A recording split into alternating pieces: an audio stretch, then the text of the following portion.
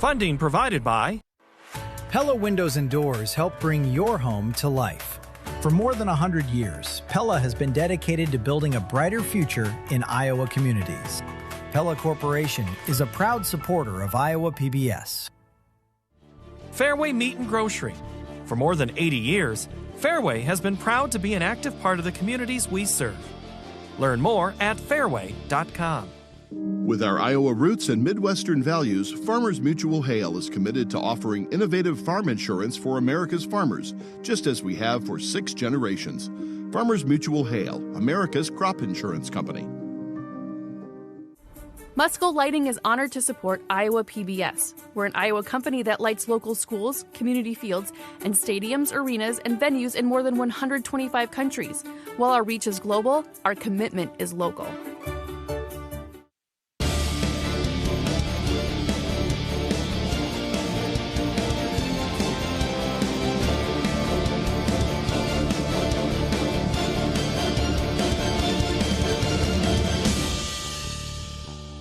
Welcome back to Fort Dodge for our second championship game of the day on your statewide network, Iowa PBS. The Class 2A champions were crowned. Congratulations, Grandview Christian.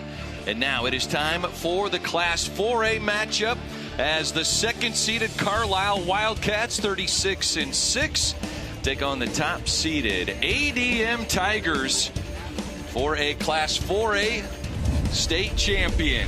As we welcome you here behind the plate in Fort Dodge, she is Allie Kappert. I am Brad Wells. And Allie, this is a rematch of 2024, and it's also a rematch between a couple Raccoon Valley Conference opponents. These two teams are very familiar with each other. They have been the 1 and 2 seed this entire season. No surprise that we're seeing them here in the state championship. Yeah, they will decide who goes home as the best team in 2026.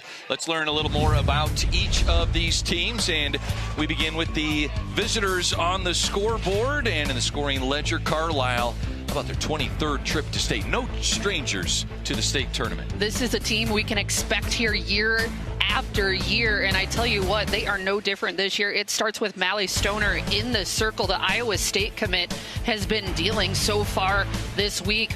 But these two teams split their regular season meeting, so it'll be interesting to see how these two teams square up. For Carlisle, this is their 12th appearance in the championship game. They have 6 titles and 5 runner-up finishes. Let's take a look at the ADM Tigers. This is their 11th trip to states. They've been in the championship game now. This is their 6th appearance, but they are 0-5 here in the title game. Looking for their first state championship, and it's Lauren Hagedorn that's going to get the start in the circle today. But they are a 1-2 punch. They have a team ERA of under 1. That is absolutely incredible. 319 strikeouts between their two aces. Hagedorn also an Iowa State signee, a little bit of cyclone power here in the game today. All right, the lights are on here at Harlan and Hazel Rogers Sports Complex, and we bring in our public address announcer, Tim Fitzpatrick. She has transferred one of the premier softball complexes in Iowa into one of the premier softball facilities in the nation. Thank you, Lori, for all that you have done for the thousands of Iowa girls that have played softball on these fields over the last 45 years. We wish you nothing but the best in your retirement. Ladies and gentlemen, let's hear it for Lori Branderhorst.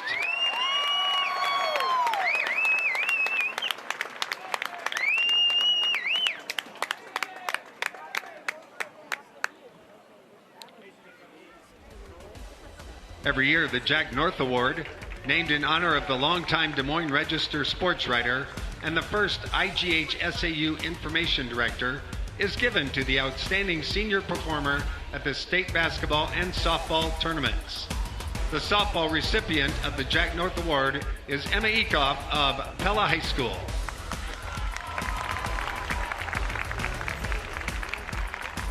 Ekoff was the dominant force in the Dutch's Cinder Pella run to the Class 4A State Softball Championship. She pitched Pella to 3 wins while hitting 2 home runs in guiding Pella to its first ever state softball title. Emma pitched at Indian River State College in Florida this spring and earned several national and conference honors. She will continue her softball career at Florida Gulf Coast University next fall. Congratulations to the 2025 Jack North Award recipient from Pella, Emma Eko.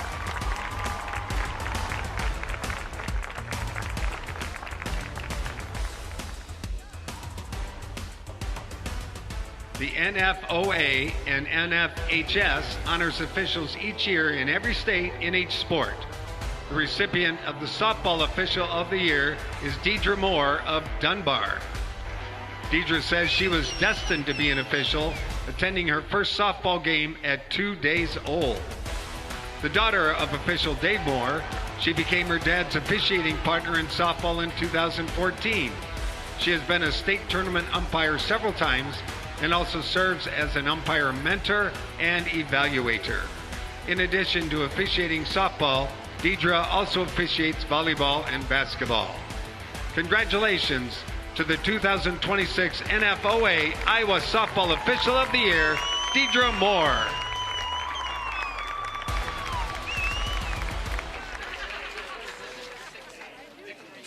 So many great people that make the state tournament what it is. Well, the nice soft breeze continues here in Fort Dodge. Cloudy, but 75 degrees. This is a beautiful night for softball in the state of Iowa. And this is a matchup I am so excited for. So excited I got my words mixed up there.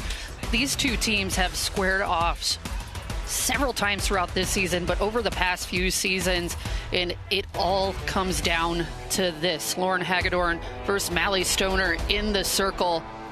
Both these teams, everything they got, one game. All right, have our coaches meeting with our umpires. We'll have our introductions of both teams. And we send it back up top. Tim Fitzpatrick on the mic. Adele DeSoto Minburn Tigers.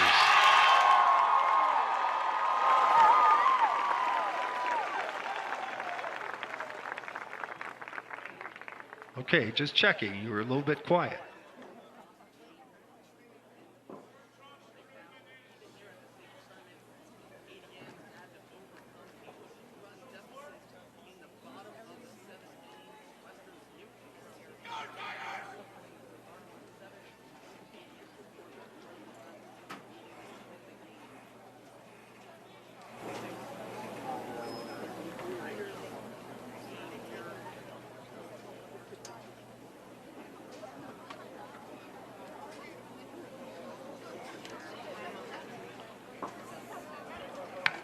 Good evening, softball fans, and welcome to Rogers Sports Complex and Channel Field for this 4A championship game between the visiting team, the Carlisle Wildcats,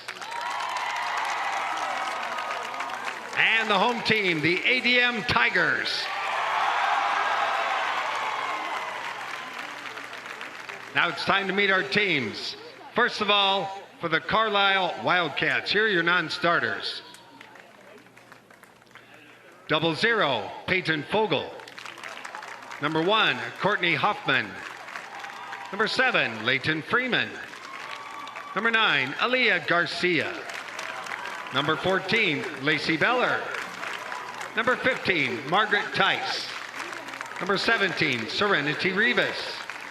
Number 22, Olivia Peterson. Number 24, Maddie Monson. Number 26, Josie Hemstad. 35, Kaylee James. 36, Chloe Prentisil. 46, Harper Noland. And 55, Marcella Krambeck. Your assistant coaches, Justin Flaws, Taylor Best, and Matt Best. And now here's your starting lineup. For the Wildcats of Carlisle, leading off, playing right field, number 28, Chloe Rowling. Batting second in center field, number 5, Anaya Oates. Batting third, playing shortstop, number 21, Olivia Freeman. Cleanup hitter for the Wildcats, doing the pitching, number 2, Mally Stoner. Batting fifth and doing the catching, number 25, Claire Benson. Batting 6th, playing first base, number 11, Estella Bowman. Batting 7th at third base, number 18, Ella Smith. Batting 8th at second base, number 43, Mira Heidemann. And batting in the 9th position, the designated player, number 20, Rosie Hempstead. And your flex player in left field, number 27, Alyssa Egenor. Head coach for the Wildcats, Jim Flaws. And now let's meet the home team, the ADM Tigers. Here are your non-starters. Number 2, Peyton Herrick. Number 3, Nora Delaney. Number 5, Kate Darling. Number 7, Kaylee Dort. Number 14, Reese Vandenord. Number 19, Carson Stanford. Number 23, Tatum Smith. And number 24, Lily Follett. Your assistant coaches, Britt Von Roden and Brooke Hickey. Now here's your starting lineup for the Tigers of ADM. Leading off, doing the pitching, number 8, Lauren Hagedorn. Batting second at second base, number 28, Elliot Von Roden. Batting third, doing the catching, number 10, Kinsey Maxwell. Cleanup hitter for the Tigers at third base, number 17, Aubrey Noring. Batting fifth at first base, number 12, McKenna Pitlick. Batting sixth in right field, number 26, Addie Siedelman. Batting seventh in left field, number 11, Finley Shaw. Batting eighth, the designated player, number 6, Chloe Oltoff. And batting in the 9th position, the shortstop, number 16, Ellis Smith. And your flex player in center field, number 4, Lauren Troster. Head coach for the Tigers, Lindsay Stanford. Now, ladies and gentlemen, please turn your attention to the home plate area.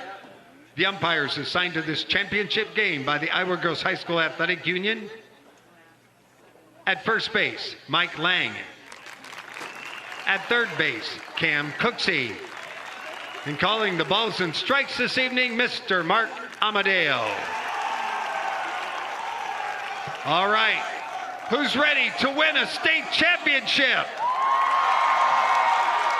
Boys, best team out here. Have a good game.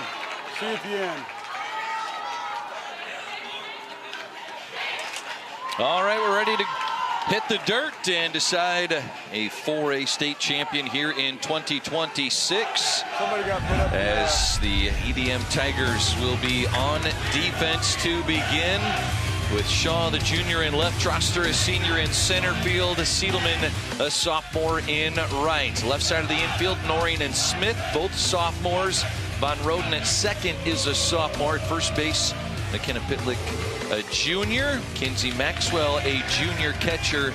And in the pitcher's circle is Lauren Hagedorn, a senior for this ADM Tigers team. So many accomplished over her years, all state, all conference, all district. And she will be playing softball at Iowa State in 2027. Looking forward to covering more of her games. Hagedorn, the ace in the circle. It's hard to say that with this ADM team because they are so good up and down their pitching staff. But Hagedorn gets the start today, and she's a pitcher Carlisle really hasn't seen throughout this season. So these two teams have met up twice this season. They've only seen Hagedorn about 2 innings. So a fresh look, and that's the thought of Coach Lindsay Stanford. And here is the task for Hagedorn as the Carlisle Wildcats get it started with number 28. You see on the right-hand side of your screen, Chloe Rolling, the right fielder, followed by Oates, Freeman, Stoner, Benson. Then you have freshman Bowman, Ella Smith, the senior, Heidemann, and Hempstead. Chloe Rolling, the sophomore, will lead things off. Her Sweet 16 birthday was yesterday, and it ended with a victory over Fort Dodge that put her team in the state championship game. A long day of softball. Fort Dodge brought Carlisle down to the wire. They didn't know what their state championship hopes would be till last night about 9:30. But here they are, state championship game. What a way to celebrate a 16th birthday. Most kids will get their driver's license. She's playing in a state championship. Chloe Rolling is a base hit machine as well. You saw her batting average well north of 500. Takes a swing at that one. She can drop a bunt for a base hit, and she can place a ball anywhere in the infield. Top 4 in all Class 4A for batting average, and she leads all of Class 4A in stolen bases. Hagedorn going off speed, off the plate, outside. Lauren Hagedorn in the circle for ADM yesterday. Absolutely lights out. The game of her life. 2 home runs at the plate, a shutout in the circle. She's looking to bring it into the championship game. Noreen fields it at third, and the throw over to first is in time for out number 1, retiring a dangerous hitter in Chloe Rolling. That is a huge first out. Anytime you can get the leadoff hitter, keep them off the bases, it's just a great start to the game, but especially with the speed of Chloe Rolling. Anaya Oates, the sophomore center fielder. She hits better than 450 on the season, and a first pitch strike from Hagedorn once again. You can already feel the energy. Both these teams brought a large student section to take in this state championship, and there was no doubt all season it was going to be number 1 versus number 2. Well, for ADM, their Raccoon River Conference title, their first since 2003, as this is slapped foul by Oates, and the count goes to 1-2. They went 15-1 in the conference, splitting with Carlisle. A 7-0 loss. 1 ball, 2 strikes. As that was on June 3rd. And then getting the win 2-1 on the 17th of June. And it was the June 10th rankings. Those were the only rankings this season that had ADM number 2, Carlisle number 1. By June 17th, it was flipped right back to 1 and 2. And Carlisle wants to prove those rankings wrong. ADM here to prove them right. Ball. Just misses. 2 and 2. Only 2 batters in, and we've seen that off-speed pitch quite a bit from Lauren Hagedorn. That one's fouled away. Anaya Oates, the batter, just like the leadoff hitter, Chloe Rolling. Very, very fast. The 2 sophomores at the top of the order for Carlisle. Both were courtesy runners as 8th graders and ran a ton in practice. Coaches work with them all season long on perfecting it, and now at the top of the order, that one goes just over top of Jim Flaws, showing his reflexes are still intact. He's spent many years over in that third base coaching box, and any opportunity you can get as an 8th grader, whether it be running the bases, some playing time in practices to learn under Coach Flaws, is a great opportunity. 8th pitch is grounded up the middle. Smith, the diving stop at short, but the speed by Oates gives the Wildcats their first base runner. Ellis Smith, everything she had just to keep that ball in the infield, finds the way to her knees to make the throw. And I mean, would have been a phenomenal play, but you're going against the speed of Oates. There we go. Infield single. Coach Flaws in year number 40. Showing bunt, looking at a strike, is Olivia Freeman. And Freeman now will switch over to the right-handed batter's box.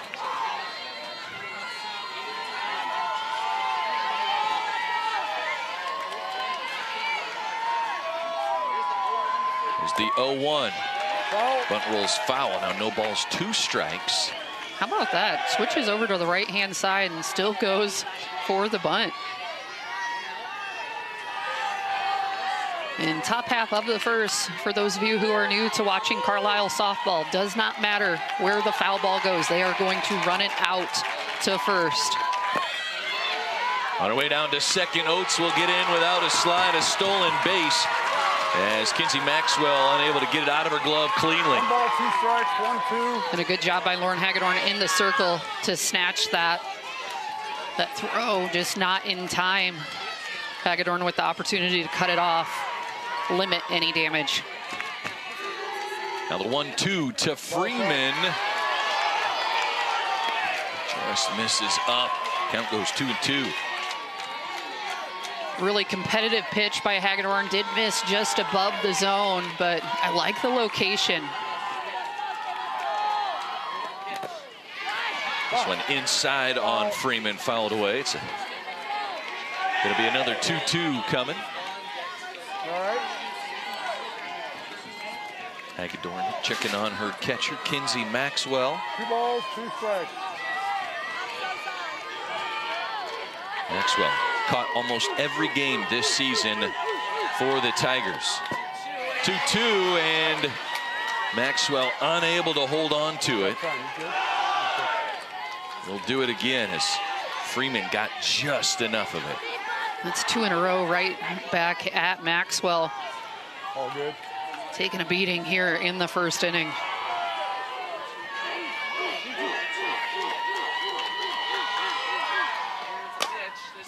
Grounder. Noreen jumps to grab it, and the throw safe at first.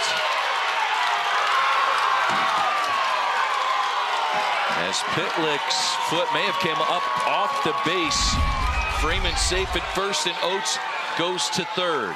And you'll see the high throw here. Oh, wow, what a great call. That's safe. Freeman hit Not the brakes. sure. Yeah, it looked like her toe might have stuck, but very close call. Tough angle. And now Carlisle threatening right away here in the first. 2 very close plays at first base.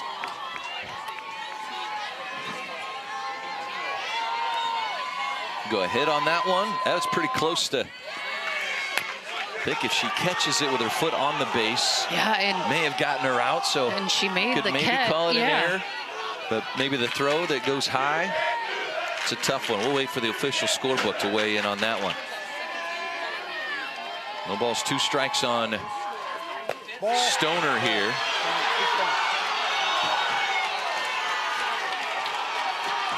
Down.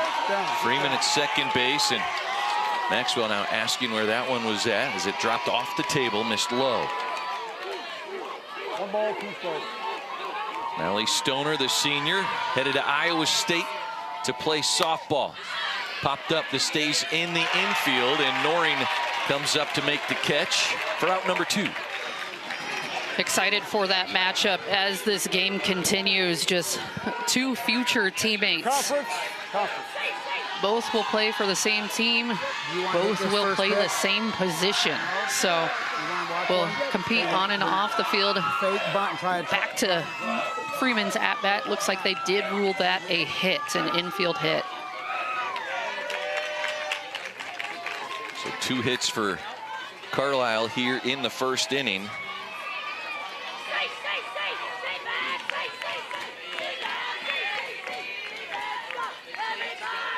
Claire Benson, the batter, as Coach Jim Flaws is an offensive timeout and uses it more frequently than he does not use his offensive timeout each inning. And while Carlisle's very scrappy, when the ball is live, they play very fast. Between pitches, they do take their time.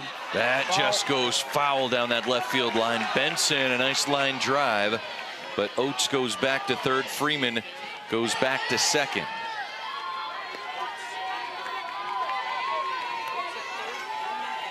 Claire Benson, the junior, a 2-year starter. Huge day yesterday, went 3 for 4 against Fort Dodge in the first game and then had a double in the second game. Nice pitch here by Hagedorn going up at the hands of Benson. Benson gets her hands right above it, able to foul it off, but Hagedorn's really using all corners of the plate right now. Has mixed speeds well in the top of the first, but Carlisle seems to be matching it. Another 0-2 right on the outside corner. Benson watches it, And Hagedorn with her first strikeout of the game to end the first inning. As the #1 seed and the #2 seed battle, it'll be the Tigers of ADM, the top seed, coming to the plate. Okay, stay calm. Play our game. Let's go to work. Come on. Head coach Lindsay Stanford. Words of advice as they will be facing this defense of the Wildcats. Alyssa Eganor, senior, in left. Oates and Rolling in center and right, both sophomores. Seniors on the left side of the infield. Smith and Freeman at third and short. Heidemann, the second baseman, a junior. Bowman, just a freshman, at first. Behind the plate, Claire Benson, the junior catcher, will be receiving the pitch from Mally Stoner, the senior. As Stoner headed to Iowa State, awaits Benson to begin her warm-ups, and there you see her numbers from 2026. And Stoner, ERA just above 1, 159 innings pitched. She is the workhorse for this Carlisle team. You may see her come out for freshman Estella Bowman as well, but 73 strikeouts on the season to only 22 walks. A great season for Mally Stoner. Here at the state tournament, 7 innings against North Polk, gave up 2 runs, just 1 earned. 5 innings against Fort Dodge, and then 7 innings in that final game against Fort Dodge. Here's a look at the ADM lineup, led off by Hagedorn, Van Roden, Maxwell, and Noring. Okay, here we go. So right out of the gates, we'll get to this Iowa State commit versus Iowa State commit battle. And so look at her keys to the game. And Allie? for Carlisle, it's be scrappy. Like I said, when the ball is live, they are a scrappy team. They play very, very aggressive. For ADM, team motto, full force Tigers, then double aces in the circle. Like I said, team ERA of under 1. It does not matter who's in the circle for them. They are going to keep runners off the base paths.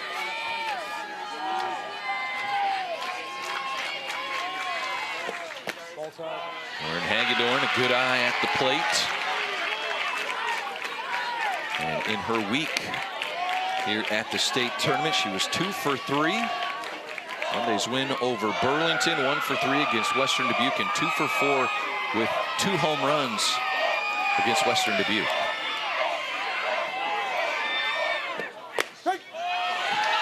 Nice pitch, outside corner. Mally Stoner throws with some good velocity. Very important for these ADM hitters. Get their front foot down on time. Make sure they're meeting her speed. Let her provide the power at the plate.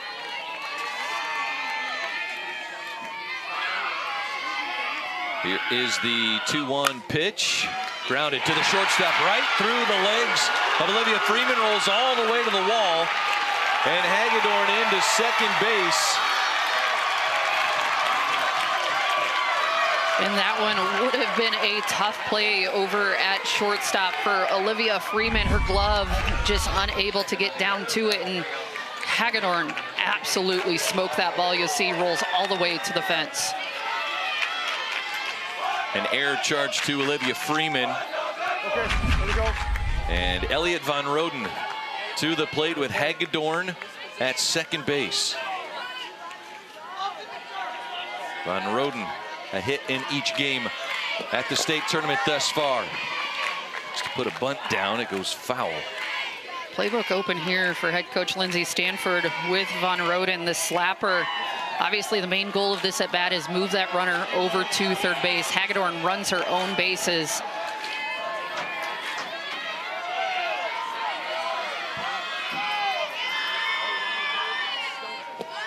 Ball. 0-1, and Van Roden looked like she attempted at that. I thought I heard ball, but pulled it back in time. So 1-1 Go. the count. And they do end up checking down on the third base line. All right, here we go. And Cooksey says no offer. And Van Roden here, I mean, like I said, goal of this at bat is to move her runner over to third base for the heart of this ADM lineup. But when she gets on, she is a threat to get moving. That is an offer, and that's strike 2. 1-2 now the count. on Elliot Van Roden, the sophomore. One ball, State track runner. He's a base runner on the 2024 team at state and the leadoff in 2025. Good eye to look at that one blowing away.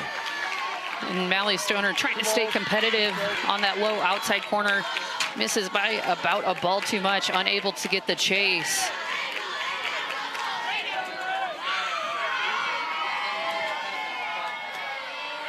There's the 2-2. Nice drop ball. Mally Stoner, that ball looked like it was coming in right above the knees to Elliot Van Roden. Ball ended up in the dirt. What a pitch.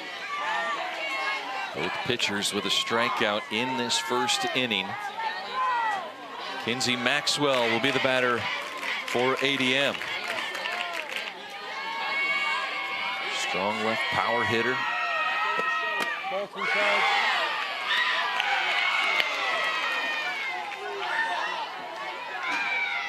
Put a lot of time in the offseason in her batting, and head coach Lindsey Stanford said it has paid off this season. Hitting here in the 3-hole. Has an opportunity with a runner in scoring position here in the first. And you love to see for hitters when that hard work pays off, and you can just see it by the presence that they have at the plate. Not a lot of extra movement, not a lot of nerves. They're up at the plate, they're calm, and they're getting their foot down on time, ready for the pitch.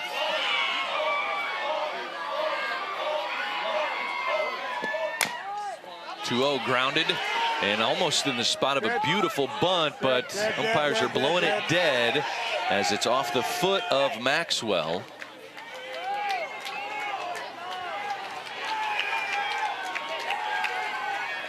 Mike Lang, the first base umpire, who's behind Carlisle's second baseman, seeing that one, making the call. You could tell just the way she hit it. That ball just died right in front. This is lasered into center field. That's a base hit over the head of Oates. Around third and scoring easily, and Hagedorn sliding into second with an RBI double is Kinsey Maxwell. What a shot. Kinsey Maxwell got absolutely all of that ball. If that thing had 4 feet more height, that is a line drive home run. But the double gets things going here for ADM.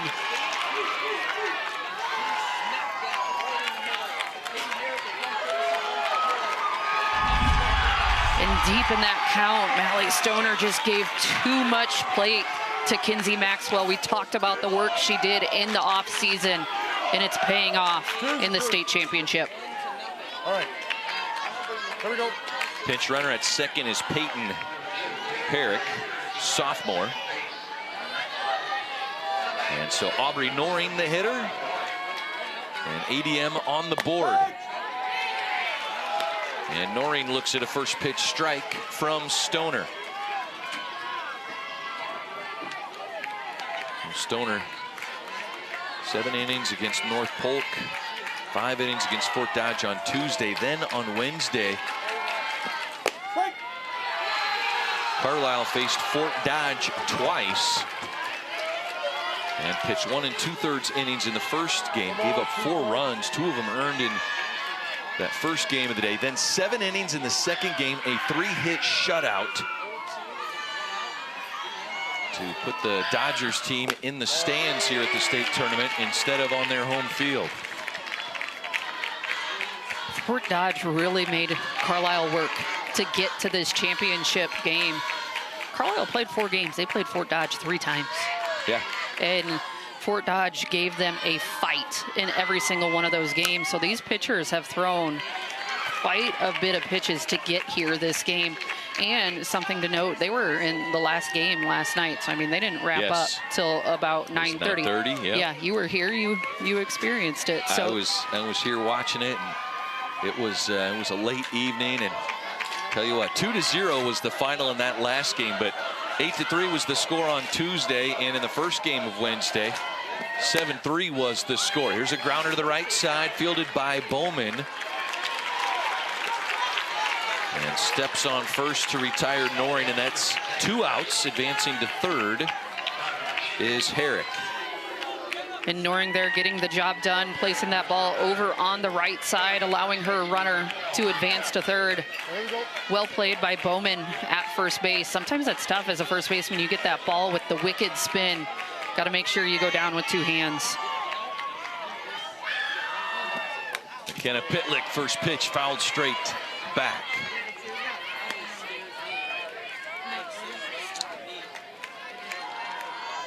Pitlick, the first baseman, the backup pitcher as well to Hagedorn for this ADM team. And that ball misses just outside. Pitlick, a rough day at the plate yesterday, a few pop-outs. Looking to start this state championship off with an RBI.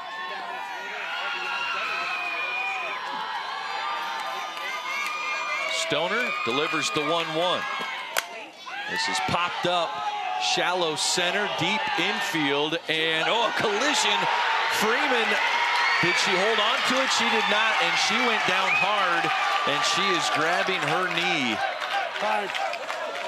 And that was a nasty collision. You hate to see this. I mean, all the fielders just going all out, trying to make that play. A tough, tough collision for Carlisle here in the first inning. I hope she's okay. Senior Olivia Freeman. And you'll see the replay here, both of them. Full speed. Oh. And with the shift, Anaya Oates was coming from basically right center field.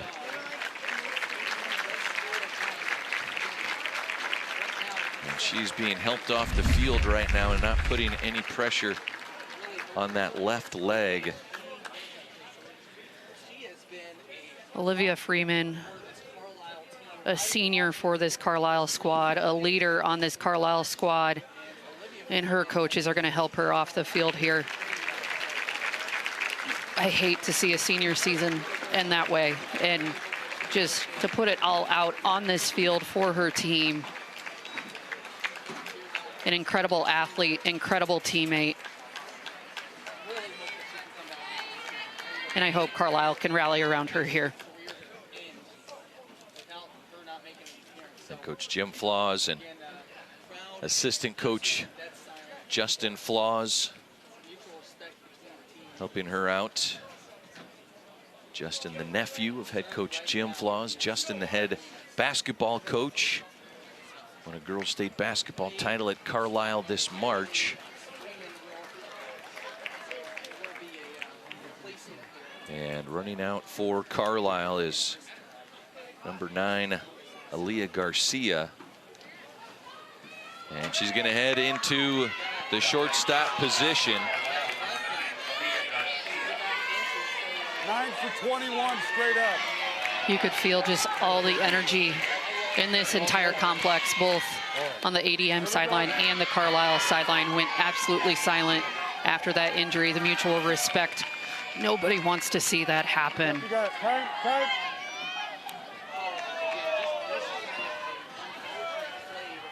And now a time taken by Claire Benson. If you're Mally Stoner too, a little bit of a pause there. You got your fellow senior that just exited the game.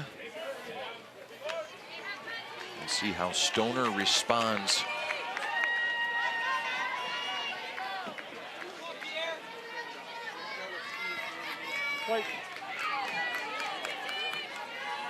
So Pitlick is at first. Herrick scored from third on the play. There's still 2 outs, and here's a base hit straight up the middle for Addison Siedelman. 2 runners on now for ADM with 2 outs. ADM just getting the best of Mally Stoner here in the first inning. They have been squaring up the softball. And that hit there, I mean, that's just impressive piece of hitting. Attack early in the count. You know Stoner's going to come with a strike. She wants to settle this game back in. Take that pitch, drive it right back up the middle. Finley Shaw to the plate. Ball. Should that one stay outside? Shaw a hit in every game for ADM here at the state tournament. Their season average above 250. 1 for 3 in the game against Burlington and Western Dubuque, and the rematch against Western Dubuque.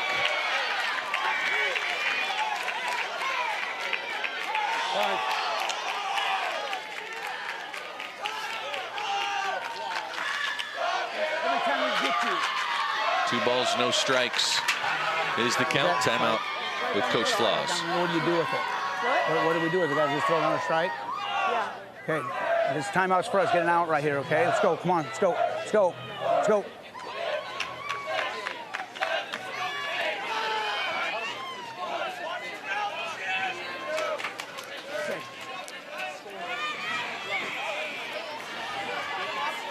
Coach Flaws with a few words with home plate umpire Mark Amadeo too. Wants a bigger strike zone. We got a couple Iowa State pitchers in the circle. But 2-0 is the count. Home plate umpire Mark Amadeo, Coach Jim Flaws. These are two people who have been around the game of softball for a very long time in our state. 2-0 Stoner hits the corner there, 2-1.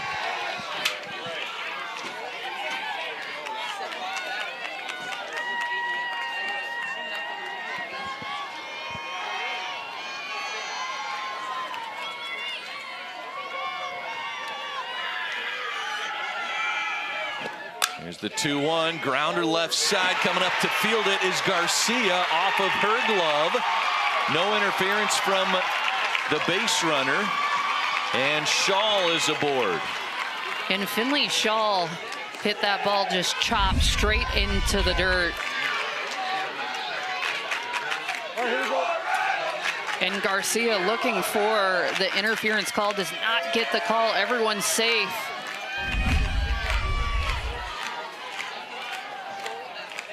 Go down as an error on Garcia. Tough hop too, the short hop almost in between for Garcia. Chloe Olthoff, the DP. This is not a Carlisle team that we see a lot of defensive miscues from. And obviously rattled here in the first inning, seeing a teammate get injured. So they're going to need to find a way once they get back into the dugout to persevere through everything that has happened. And Stoner quickly jumps ahead of Olthoff. 0-2 count.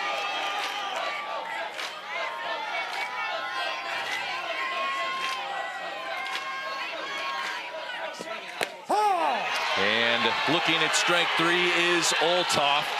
2 strikeouts for Stoner, but 2 runs for the top-seeded ADM Tigers, as we are through 1.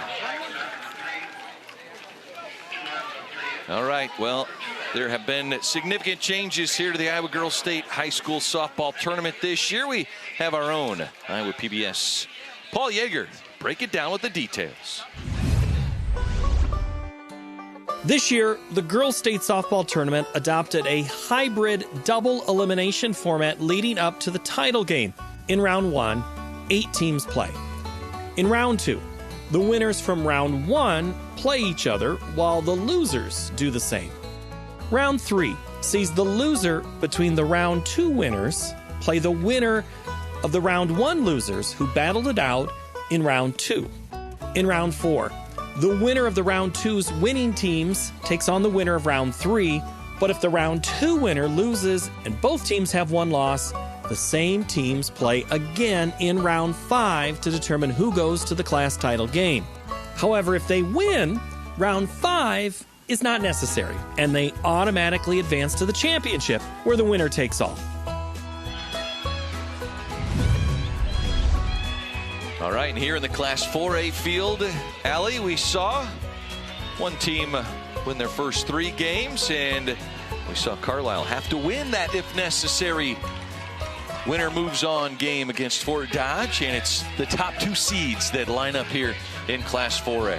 Fort Dodge put up a heck of a fight on the bottom half of that bracket, and Carlisle has earned their way to a state championship. That new bracket, clear as mud. When you're here watching it, it actually is pretty easy to follow. Paul Yeager did a phenomenal job explaining it to our fans at home, but it's been a fun format. There has been a ton of softball played across 5 fields here at Harlan Rogers Sports Complex this week, and I mean, some huge upsets, some huge moments. It's been a fun week. We're lucky to cover it.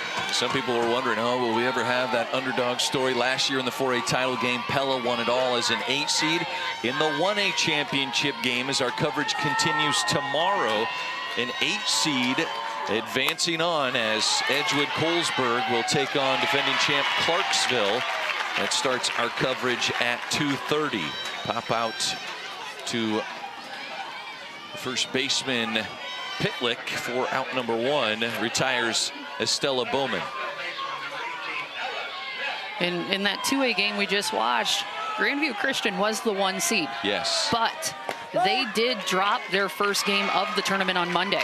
They worked their way all the way through that loser's bracket up into a championship game and won it and that today. Meant 2 games on Tuesday and 2 games on Wednesday.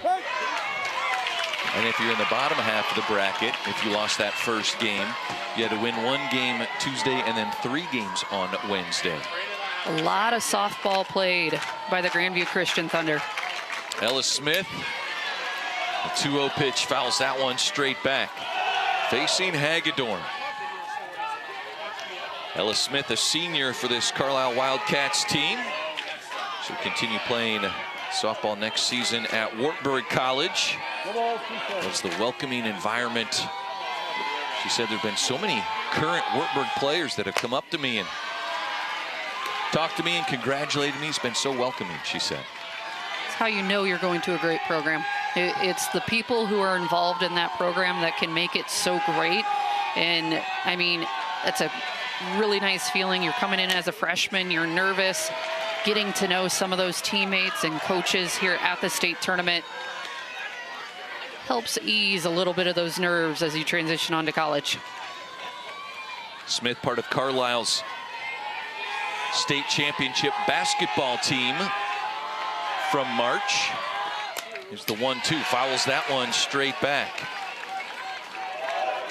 She has had a good tournament here in Fort Dodge as well. Went 2 for 3 in that opener against North Polk.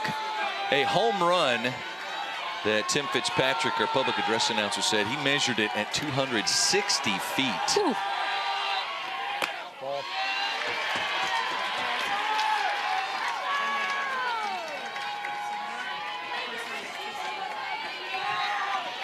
Eighth pitch of the at-bat coming up for Ellis Smith from Hagedorn, and Hagedorn gets the strikeout.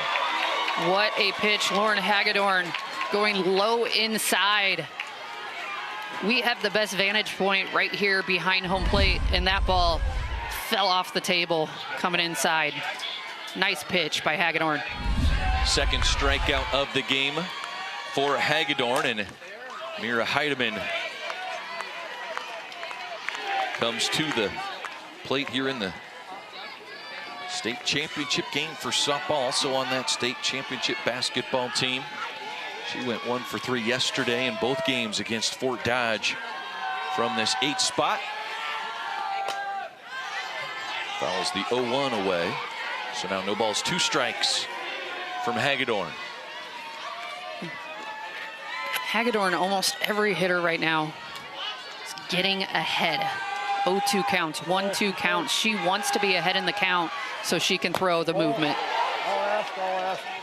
They're going to check the swing. They're going to say no swing by Heidemann. So 1-2 goes the count. Hagedorn looks fresh. She is spinning it well. Yeah, competitive rise ball, outside corner. That one on the inside corner. Long throw for Smith. Just in time to get Heidemann out at first. ADM's defense. 1, 2, 3 in order. Puts down Carlisle. And look at this, deep in the hole at shortstop. The long throw across the diamond. That was close. Full extension by Pitlick at first. Good stretch here in our championship field, as 5 fields have been in action all week long, and lots of new additions at Harlan Rogers Park to accommodate the new double elimination format. The city of Fort Dodge and Iowa Central Community College built 3 new fields, complete with lights and a new press box.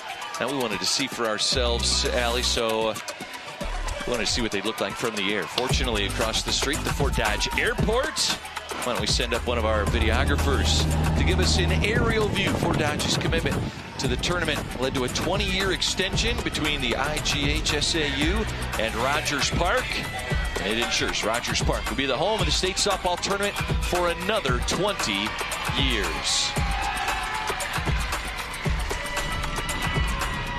And man, when that Iowa Girls High School Athletic Union logo is out in center field, it's a wow factor here. It's a wow factor from the sky, and huge development here in this game. Olivia Freeman, the shortstop for Carlisle, giving it a go. She's out there for her team. This state championship means so much to her. Talk about some toughness there. That was a hard collision in the first inning. I mean, I was questioning if we'd see her at all again in this game. Right away, second inning, between innings there, we kind of saw her take a jog down that right field line, and I couldn't believe it. And here she is out at shortstop. And she is wincing in pain, and we'll see how her movement is defensively when she needs to go left and right here at shortstop. It was her left knee that took the force of the collision.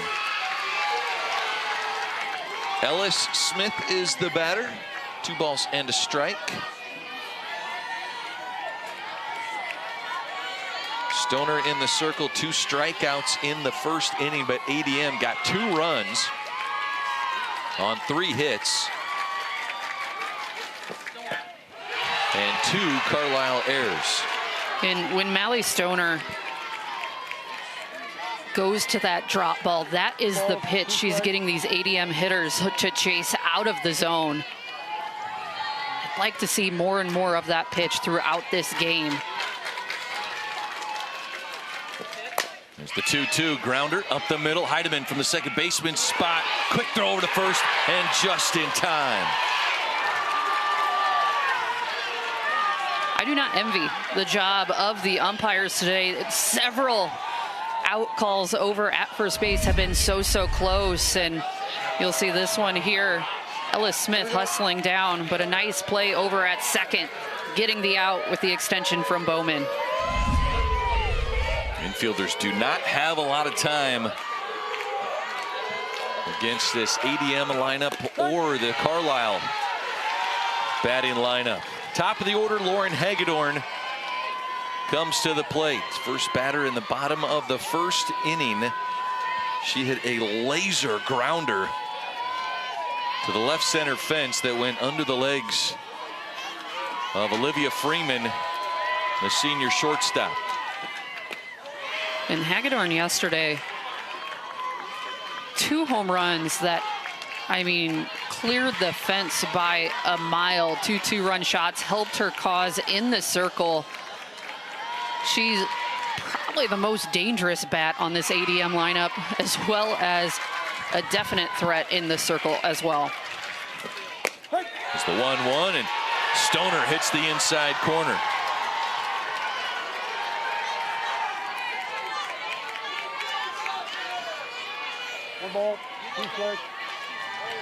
Lauren Hagedorn, 2 home runs yesterday against Western Dubuque. She had a 2 for 4 night and looks at strike 3. Stoner with her 3rd punch out of the game. And Stoner gets the best of Hagedorn in that matchup. Really impressive pitch sequence. She goes inside for strike 2, paints the outside corner for strike 3, and Hagedorn knows it.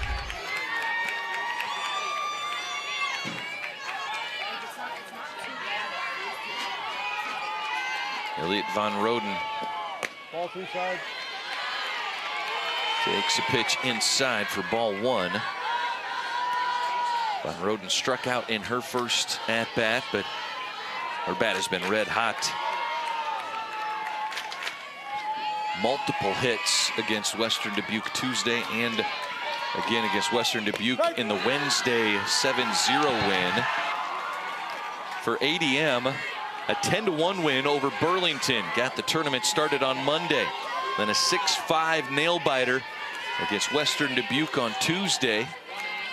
And 7-0 the final against the Western Dubuque Bobcats on Wednesday. It's a chopper high up right to Heidemann, though, who was shifted in for Van Roden. And a 1-2-3 inning. Carlisle's defense delivers, and Stoner with her third punch-out of the game.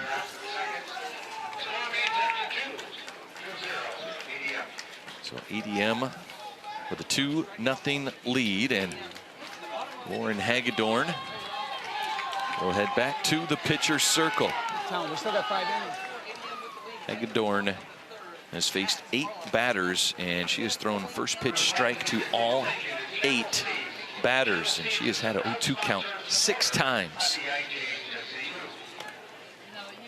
A pitcher that loves to work ahead, and when she's ahead, her entire pitch arsenal opens up. And that's what's so impressive about Hagedorn, is the fact that when you're behind in the count against her. Rosie Hempstead, the DP.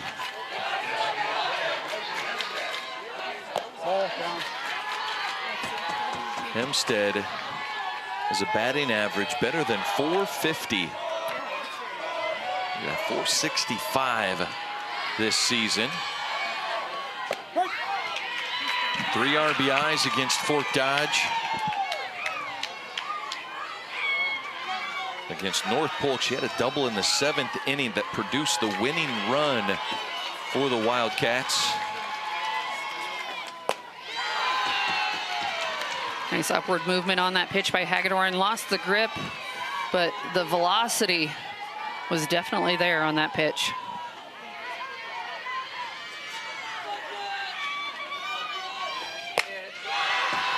That one was up as well, 2-1 the count. This is the first time from Hagedorn. I almost feel like she was overthrowing on those 2 pitches. I mean, really speeding it up. You can tell from our vantage point right behind home plate, the speed appears to be capping out for her, but gripping it slightly too long, missing the zone on the upper half. 3-1 the count. Now we go full at 3-2. 2 balls, 2 strikes.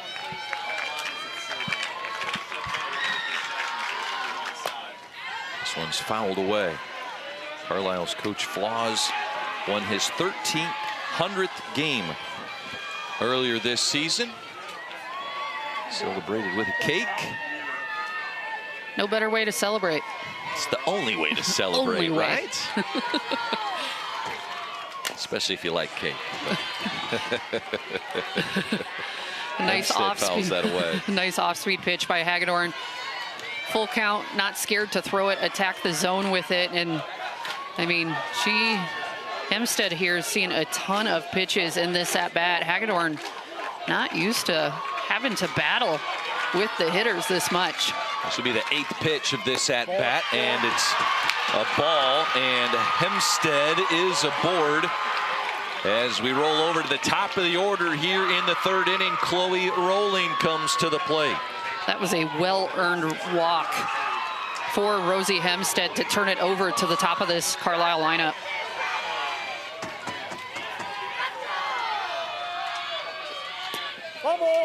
Rowling fouls that one away. There we have ball.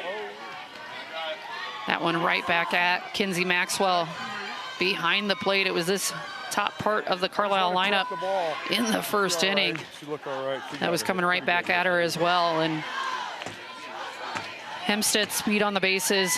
Chloe Rowling up at the plate. I mean, if these 2 get on together, Carlisle is in business. Okay. You ready? Okay. Lauren Hagedorn, the senior, attacks the top of the order. Rolling, pops it up, caught at third by Noring, and it's a double play. Wow. You could feel the momentum shifting in Carlisle's direction. Top of the order is up. ADM knows the bunt is coming. And Aubrey Noring at third base makes the throw on the run. 2 outs in the third. And not many times this season has Rolling popped up a bunt. And ADM takes advantage. Anaya Oates comes to the plate with 2 outs. She had a single in the first.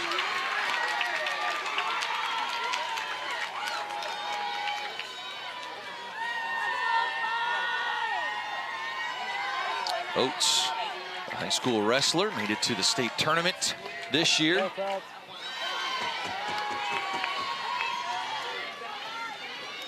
I'm still getting used to hearing high school wrestler, and I mean, I absolutely love it. Just the mental toughness that sport teaches you, the physical strength. Oates with a hit into center field, that gets past Troster. Oates around first into second base. A stand-up 2-out double for Anaya Oates. Amaya Oates, the MO with Hagedorn in the circle, use the power she provides and put a good swing on the ball. She does exactly that. The left-handed hitter out around that ball, squares it up perfectly. Oates had a game-winning RBI here at the state tournament against North Polk. And now Olivia Freeman, the senior shortstop, comes up with 2 outs and a runner in scoring position. And that misses upstairs. 2-0 the count. If you're just joining us, Freeman at shortstop had to leave the game. There was a collision on a pop fly in shallow center field. Her knee took nasty contact, and she was carried off the field by her coaches. And a half inning later, we saw her jog down to the outfield fence. You can see her just walking pretty gingerly between pitches here. You can tell it's still affecting her. But, I mean, talk about the toughness. This is the last game of your senior year, laying it all out in a state championship. And Hagedorn going off speed to even this count back up. Balls, 2 strikes.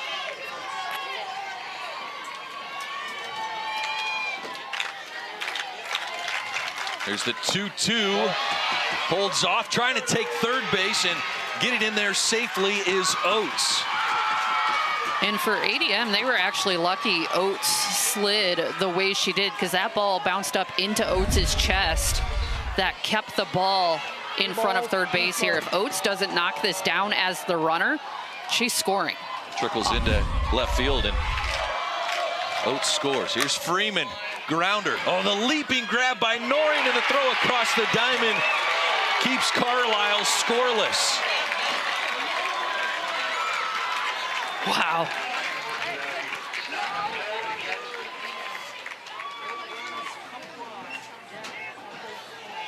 And the defense from ADM.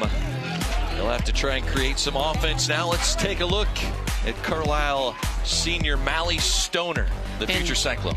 Mally Stoner throwing in the high 60s today. Her most dominant pitch is the drop ball. She can move that pitch so well, getting the hitters to chase. These ADM hitters, as soon as she's thrown that pitch, have not been able to make contact. I'd love to see that pitch more throughout this game.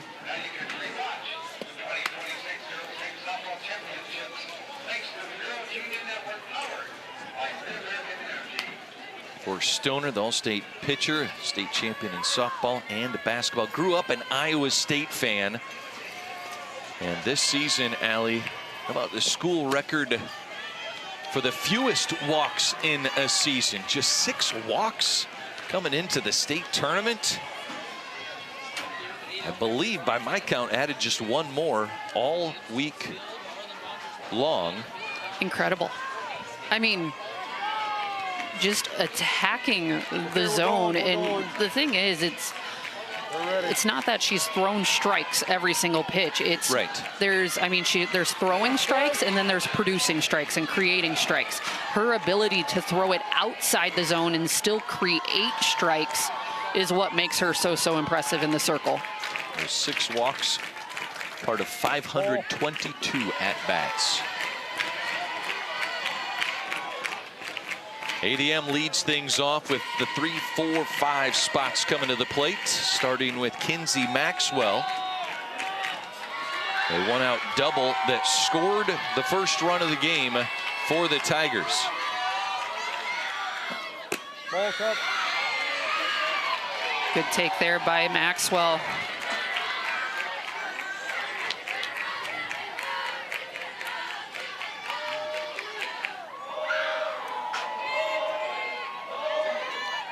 Balls, no strikes. There's the 2-0. This is hammered into center field. Back goes Oates, and it's over the fence. A leadoff home run for Maxwell in the 3rd.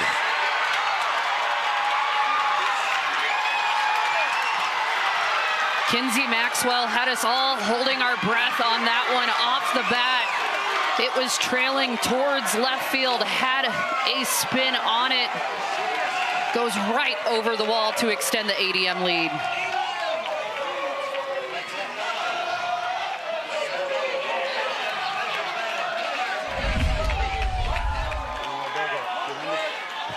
Get in the dugout. Need time? Need conference? Kinsey Maxwell. And Oates in center field. I mean, she was tracking and tracking. It looked like she was going to almost be able to get her glove up and make a play. Here we go. That ball able to clear the fence to extend this lead. Here we go, Maxwell with a home run and 4 RBIs in the first game of the tournament. Their 10-1 win over Burlington. She has 2 runs driven in this contest. Kinsey Maxwell came into the state tournament only 2 home runs on the season. Double it, right? Why not double it? Crazy. Postseason, new season.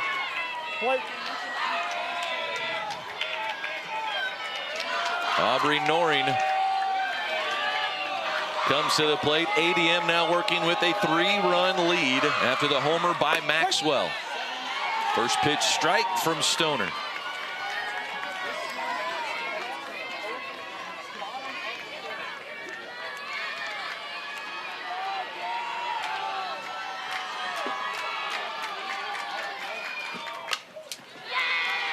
The 0-1's fouled back, and Noreen behind in the count. No balls, 2 strikes. Noreen not necessarily in a position to lay a bunt down right now, but in games throughout this week, she was able to lay down the bunt for a base hit in the game yesterday. Just beat it out with her speed.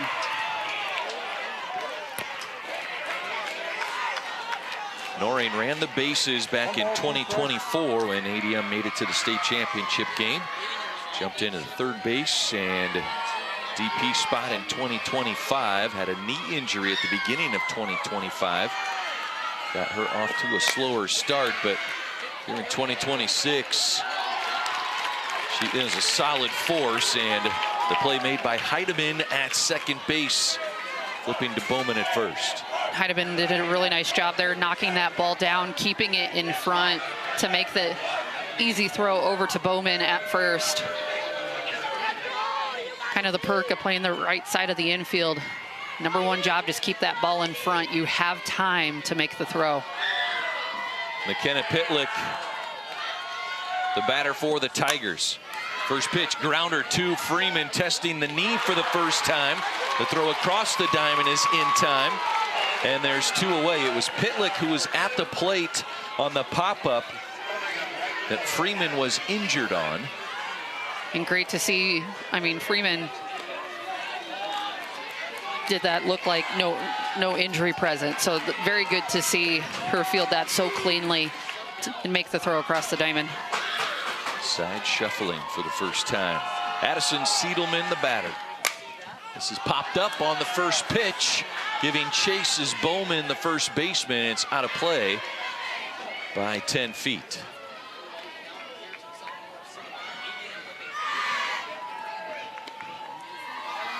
Siedelman with a single in the first inning.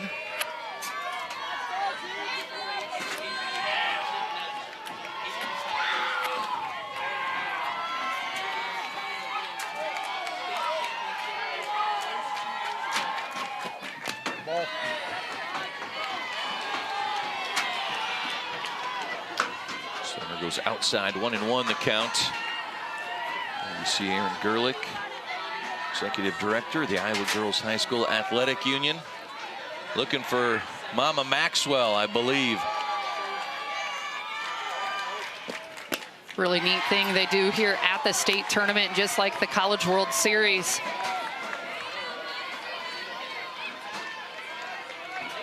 Mid-July in Iowa, it was 108 degrees almost on Monday.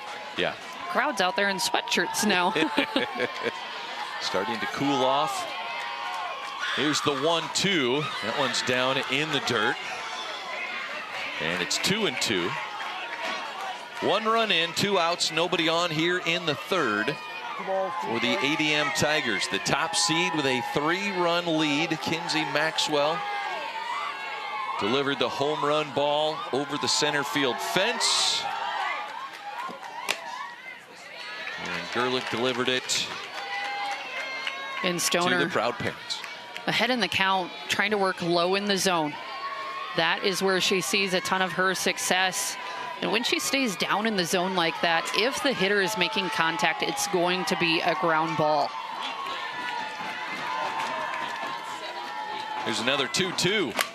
This one is popped up. That was in the upper part of the zone, and the left fielder, Alyssa Eganor, the senior, a long run and a fantastic catch out in left field for out number 3. But the solo home run by Kinsey Maxwell gives ADM a 3-0 lead. We need to get 1 here or 2 here, okay? We can do it all. Can't do it all at once. If we can, we will, but we just step away at it. Team 1, 2, 3. Coach Flaw says we got to chip away at it, as they know they are facing Lauren Hagedorn. And here's a look at the Tigers pitcher in slow-mo. A tough pitcher to start chipping away at. Hagedorn throws with velocity. And while Stoner goes more with that downward movement, Hagedorn, you're going to see the rise ball. You're going to see her attack corners. So those two will be teammates next year at Iowa State. One with the upward movement, one with the downward movement. I'd say a pretty good combo.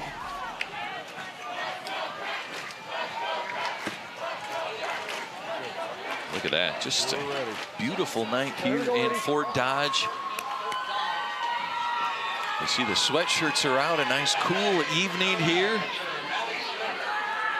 And Mally Stoner goes from the circle to the box. First pitch from Hagedorn. In for a strike. A pitcher versus pitcher matchup. And chalk down another first pitch strike for Hagedorn. There's a grounder. Hagedorn unable to get to it. The throw from the shortstop. Smith with a great play. Ellis Smith, just a sophomore at short. A lot of ground to cover on that ball. Those are the hits. They kind of go off the knob of the hitter, right up on the hands. Don't get any sort of momentum towards the fielder. Make for a tough out. A lot of times those end up being infield singles. It brings Claire Benson to the plate.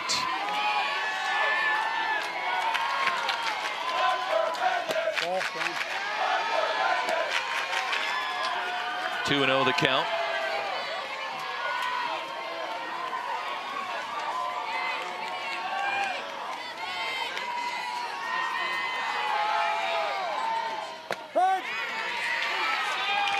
It's right down the middle. Earlier in this game, we didn't see Hagedorn get behind in the count once. Over this past inning, We've seen her fall behind to 2-0 counts a couple of times, but there she goes off speed to even it back up. It's tough as a pitcher to do that the entire game. Go 0-2 count on every single hitter, but it is one of those things that you pay attention to if you're a coach in the Carlisle dugout. What sequence is she going with, and is she attacking the zone early in the counts or not? The importance of that first pitch strike, Allie, the odds, like the batting average odds, the odds of getting on base for a batter, if a pitcher throws a first pitch strike, the odds go way down. Yeah, definitely, because the pitcher's pitch arsenal just completely opens up. I mean, if Hagedorn or Stoner, for that matter, are ahead on the count, nice put out there. Benson down swinging, and Maxwell makes the throw to Pitlick, and there's 2 away. But I mean, when the pitcher just has an open book of what they can throw, they're going to rely on what they do best. And it's totally up to them if they want to make hitters chase outside the zone or throw movement inside the zone. And First pitch strike. Bowman tried to call time there, but Hagedorn was already set on the mound, starting her pitch windup. As a hitter, you have to stay in there, stay ready until you're given time.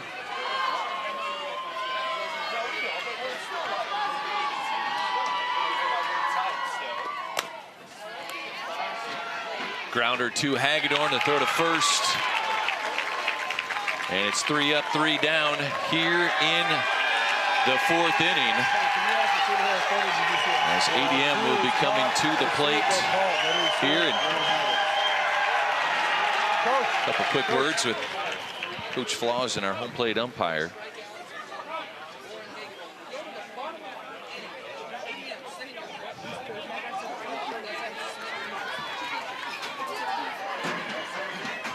So we're going to hear from Jim Flaws here.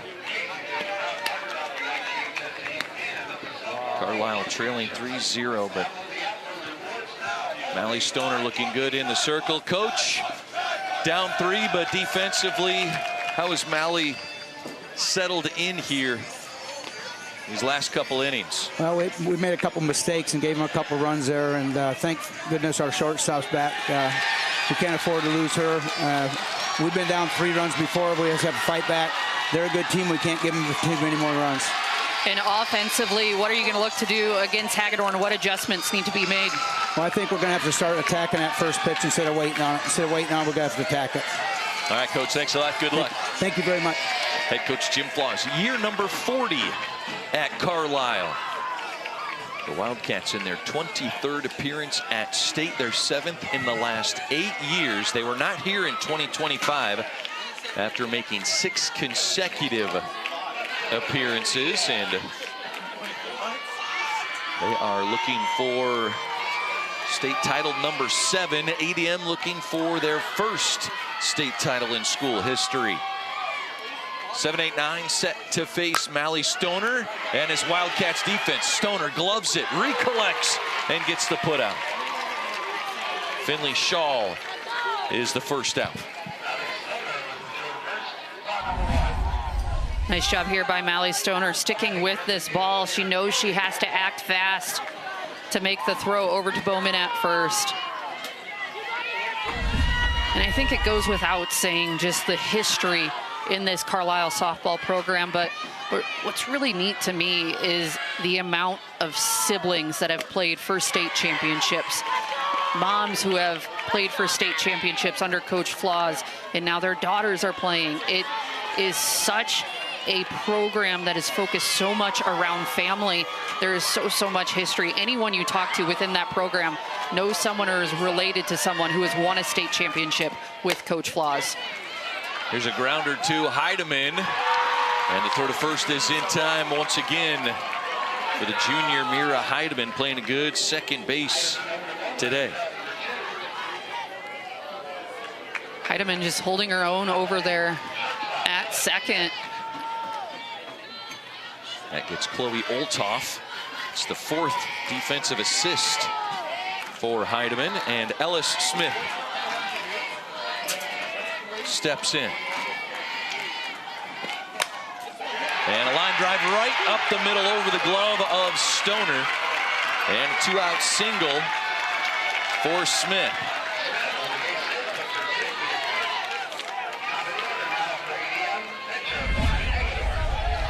Ellis Smith here going right back up the middle. Very, very impressive what she was able to do with that at bat, attacking early.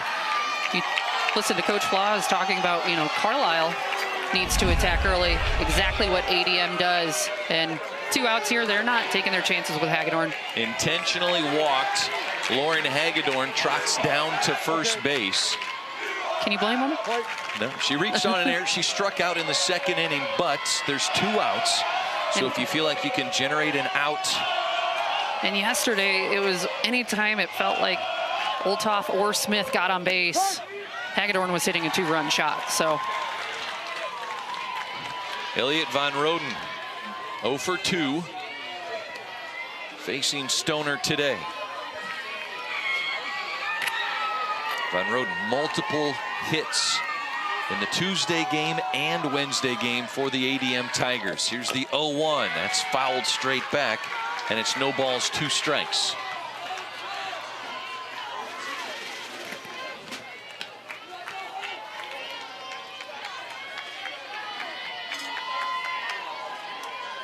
No balls, 2 strikes. Smith at second, Hagedorn at first. Van Roden at the plate for ADM. Here's the 0-2 outside. Good 0-2 pitch from Stoner to try and get Van Roden to chase. Great location against the slapper. Low outside. She knows she's not getting her bat to that spot.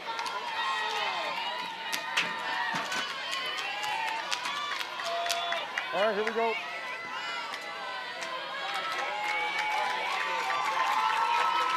Here's the 1-2. Grounded right side of the infield. Heidemann once again comes up with a defensive play for Carlisle. And 2 runners left on for ADM in the 4th inning. 3-0 is our score.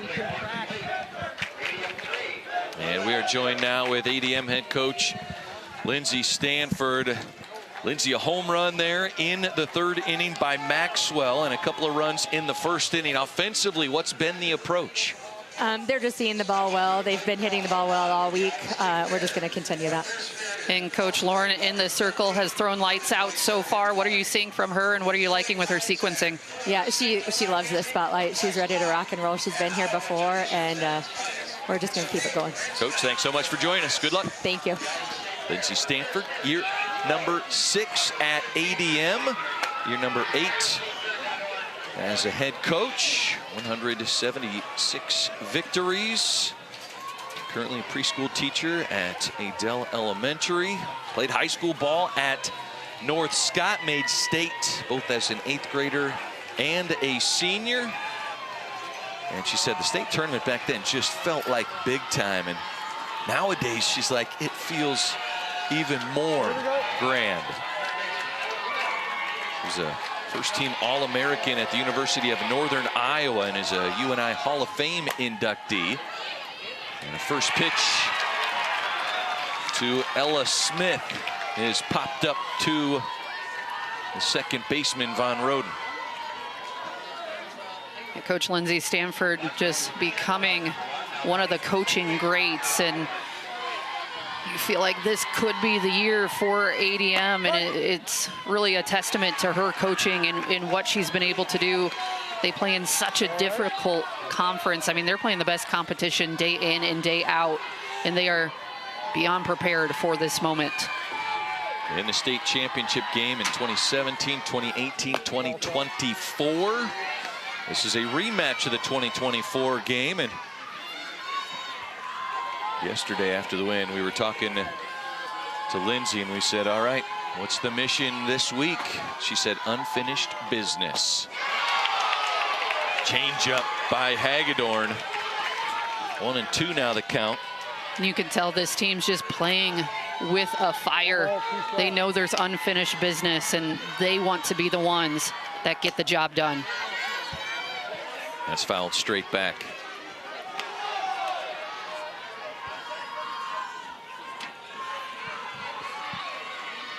And Hagedorn in the circle, you know, obviously you could say this, the fire starts with her, but Pop-up is drifting foul, and it lands foul. But the younger pitchers in this pitching staff as well have made massive contributions for this team. And I mean, that sets this team up for the future as well. I mean, it's not just Hagedorn. Pitlick in the circle, 0.56 ERA during the season. Slow roller, and this is a foul ball off the foot of Heidemann while she was in the box.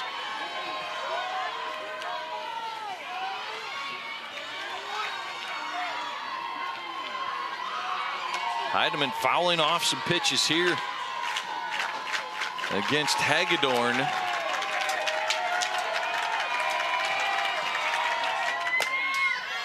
And we will do it again.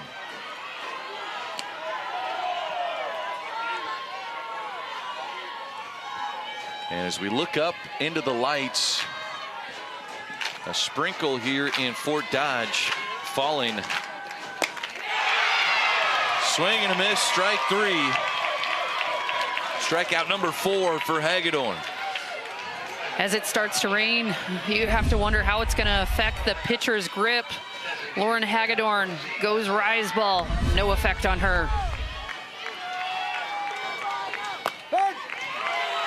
Called strike to start the at-bat on Rosie Hempstead.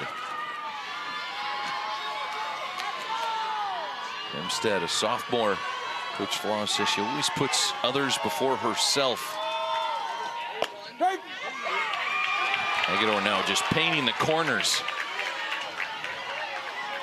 Coach Flaw is talking with him. He says, okay, we got to switch it up. We have to attack earlier in the count, but Hagedorn once again, 0-2 count, strike 3.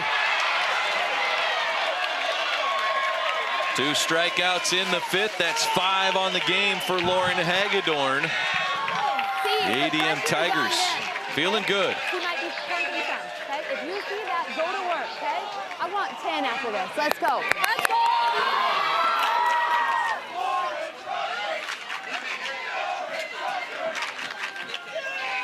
ADM a 3-0 lead. They scored 2 in the first, 1 in the third.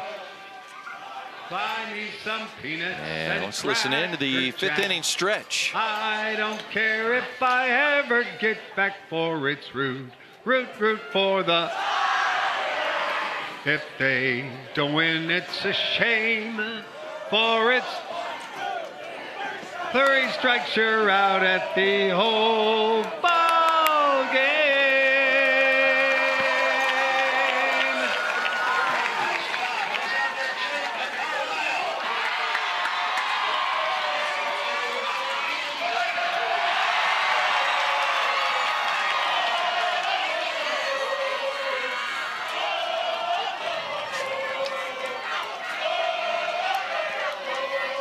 Bottom of the 5th inning. Flip the book to ADM, and Kinsey Maxwell set to lead off the inning. And the last time Kinsey Maxwell led off an inning, she put a run up on the board. A solo homer in the 3rd, started the 3rd. First at bat as well, hit the ball just as hard. So this is a scary bat. If I'm Carlisle right now, I want to keep her off the bases. This is popped up left side, foul territory, long run, and no one's able to get to it. Look at the effort from Olivia Freeman, the senior shortstop. See, she had that brace on her right knee, injured her left knee in the collision in the bottom of the 1st inning. And there's a look at the rain coming down here in Fort Dodge. Look at it. Looking at the radar, it looks like it's just going to be a pretty consistent light rainfall for the rest of this game. So one of those things as a player, you know it's going to be a factor. You just have to play through it. Grounder into right field to throw to first, not in time. Maxwell just runs it out. A very, very heads-up play defensively. Chloe Rolling comes up running through that about as close as you can get at first base. And Maxwell's bat stays hot. Herrick into courtesy run for Kinsey Maxwell, the ADM catcher. She ran in the first inning and scored a run. This situation here, this is where we'd see Aubrey Noring turn to bunt in the game yesterday. First pitch, hammers it to right center field. That's down for a base hit. Headed to third is Herrick, into second base, now being waved home. Herrick's gonna score. An RBI double for Aubrey Noring in the fifth.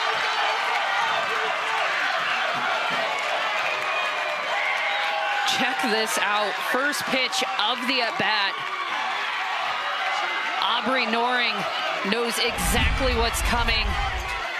Takes that ball opposite field. You see Coach Stanford's hands go straight up in the air. She knows her team has a run. And a visit coming from Jim Flaws. ADM is fired up. Coach Stanford has her hitters seeing the ball so well. And that's exactly what she talked about when we were talking with her last inning. She says, I just feel like we're seeing the ball well. And I have to agree, Coach. Just so relaxed. So relaxed. This is me pitching to you guys, her pitching to you. Okay? Line drive it right at the middle, and you're on your wheels. Okay? Let's go. Nobody better, buddy. Love that message. We're relaxed. They're just playing softball right now. This is Coach throwing front toss to you. You know you're feeling it if you're saying, hey, this is like state championship game, but this is like Coach throwing front toss to you. Shout out to her assistants as well. Britt Von Roden, Brooke Hickey. Von Roden played for Stanford her senior year. First pitch, that's a hard hit ball. Freeman bobbles it, throws to first to get the out, but advancing to third was Noring. Looked like Freeman wanted to go to third, but had to just get the out at one. And a nice play here by Freeman. That is a hard hit ball. As soon as she makes the bobble, she knows she has to go first with it. But yeah, her feet were set. She wanted to toss that over to third base, try and get the lead runner. High softball IQ there, knowing where the best out is going to be. But as soon as that one's not available, get the one that is. Addison Siedelman, the batter. She's 1 for 2. A single came in the first inning. Comes up with a runner 60 feet away from another run. ADM has added 1 here in the 5th.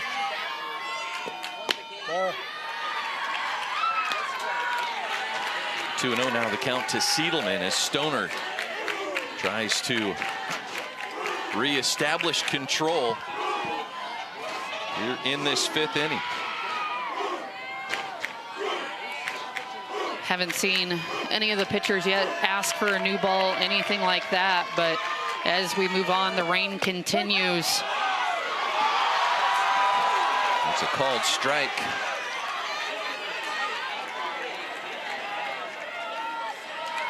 Mixed review of that strike call, but I mean, Siedelman's not too close to the plate. That one catches just the inside corner.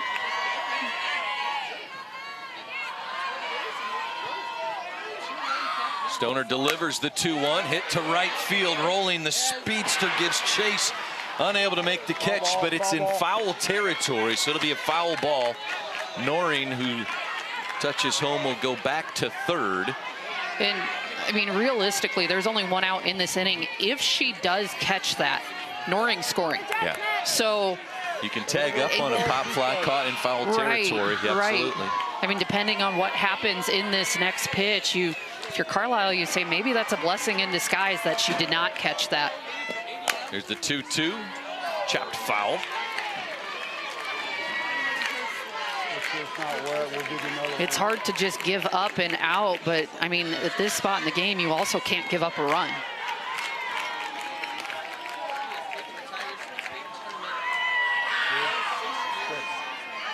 Yeah, keep the mountain to climb as small as possible. 4 feels like a lot less than 5 when you're trying to get a rally going. Here's another 2-2. And swung on and missed. Siedelman down on strikes. There's 2 away. That's a big punch out for Stoner. Huge punch out, and you go back to that play and right, and the drop pays off. 4th strikeout of the game for Mally Stoner. The future Cyclone in the circle for Carlisle has 2 outs. Finley Shaw, the batter. Nice pitch. Mally Stoner attacking middle of the plate.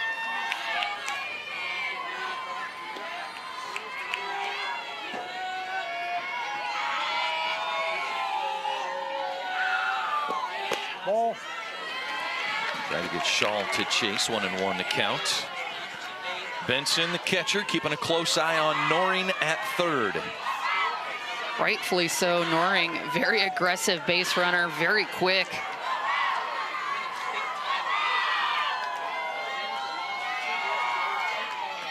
The 1-1. Strike called, catching the outside corner. One ball, 2 strikes.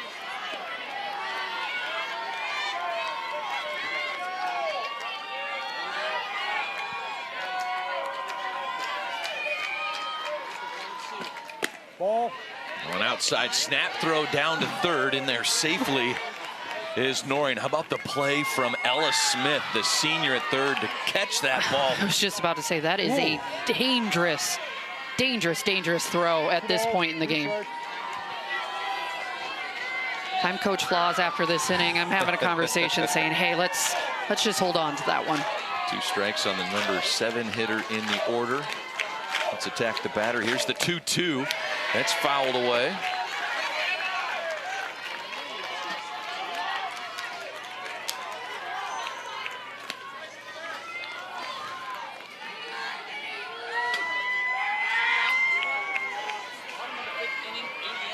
Mally Stoner,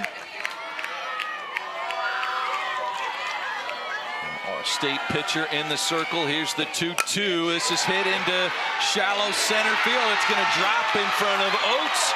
An RBI single for Finley Shaw, and ADM up 5-0.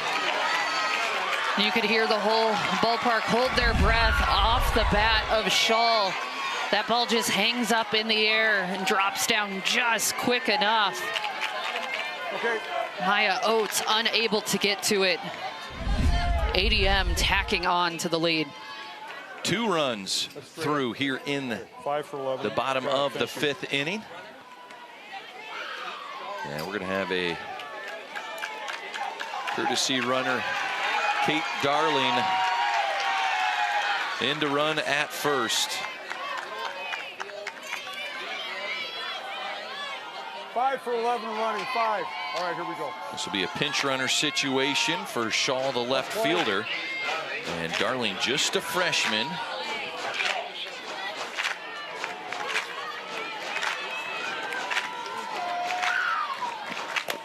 Dead, right here. And that hit right here.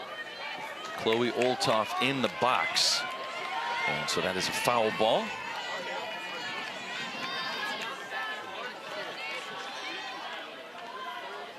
A 2-out RBI single by Finley Shaw has helped ADM attack on 2 runs here in the 5th inning. ADM up to 8 hits on this game, putting the ball in play on Mally Stoner. 3 of them here in the 5th. Olthoff looks at ball 1. On top of the 8 hits as well, 2 runners reached on air. Very uncharacteristic of Carlisle, and Carlisle defensively has really settled in since those miscues early in the game. This is fouled away. towards the Carlisle student section in the stands. I think the student sections do have it slightly backwards. Carlisle student section in black, ADM student section in red. So, and the teams opposite so on the field. The teams on the field are opposite of what their student sections are wearing. Here's the 1-2. Fouled away into the back net. Chloe Olthoff looking for her first base hit of this state tournament. 0 for 2 tonight. Does have an RBI here at state. Pushed a run across against Western Dubuque. Here's the 1-2. Just got a piece of it. What a fight by Olthoff.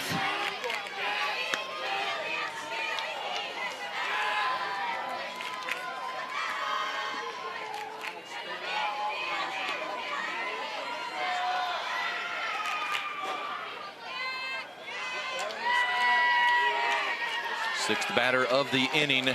Stoner is facing. Gets the grounder right back to the circle. And the throw over to Bowman for out number 3. But ADM adds 2 more runs on 3 hits in the 5th.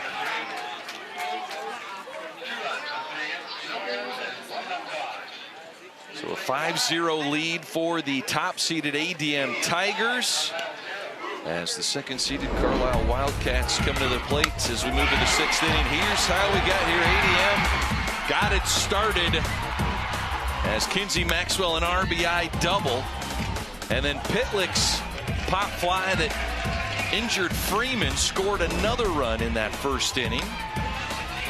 This double play by ADM defensively got rid of the biggest threat from Carlisle.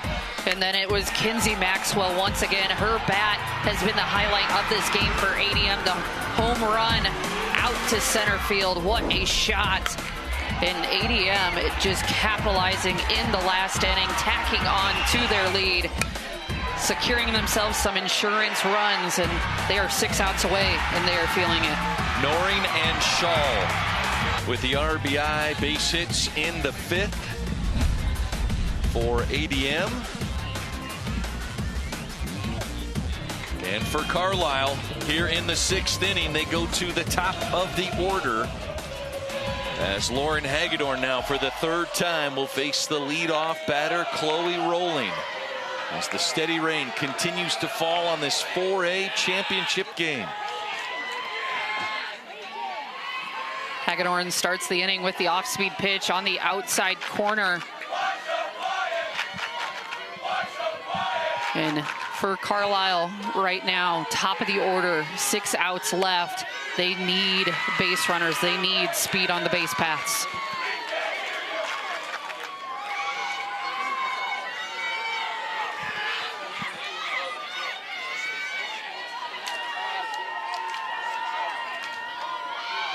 Here's the 1-1. Rolling takes the full swing. Defensive shift by the outfield in slightly. Left fielder Finley Shaw hugging the line for Rolling, the dangerous lefty.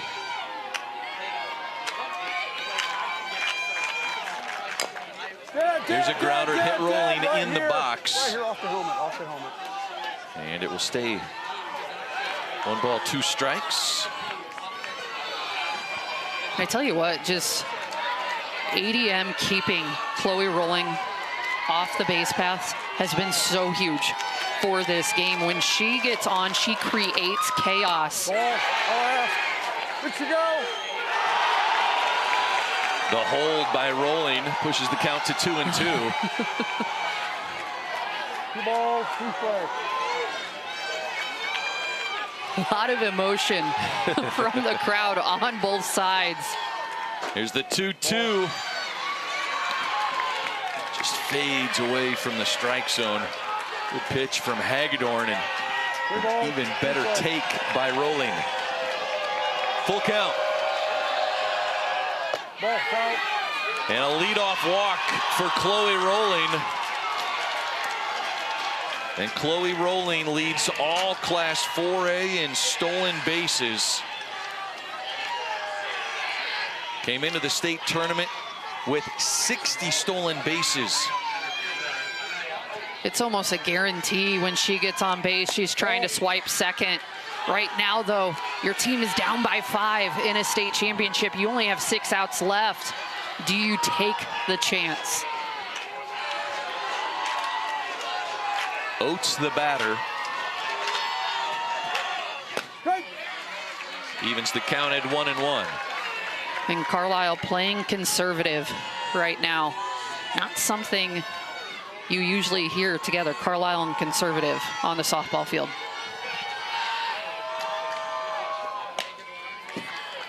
Oates takes a swing, fouls that one away. 1 ball and 2 strikes now the count.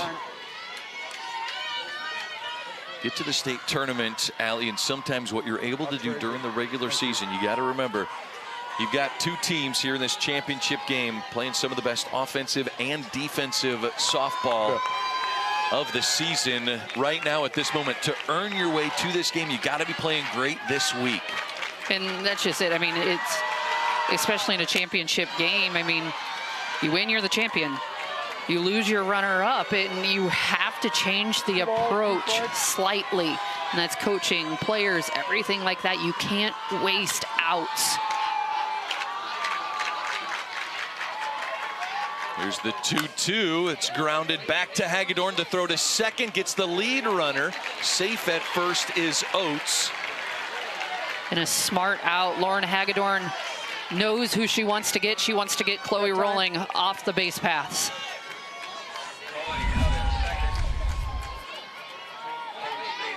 See, Maya Oates rolls her wrist on top, gets the ground ball. And the speed of Oates is dangerous as well, just not quite as much as Chloe Rolling. On her way down to second base is Oates, and Oates is in there with a stolen base. So Oates gets the green light, and she's into scoring position. The throw by Kinsey Maxwell, that was close, but unable to field it cleanly was Ella Smith out at short, and Carlisle, runner in scoring position. Here's a grounder up the middle. This will be a tough play for Smith. Not going to be able to get the speedy Freeman. How about testing out the knee on that infield single? She can rest tomorrow. I feel like that is the approach right there. All-out hustle by her. She has got to be running on pure adrenaline. Mally Stoner now comes to the plate. 1 out. To the first pitch ball, and trotting down to second base goes Freeman.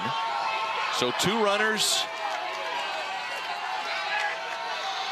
And striking distance for Stoner. Fouls that straight back and out of play. And in their at-bats, Hagedorn and Stoner against each other have been relatively quiet so far.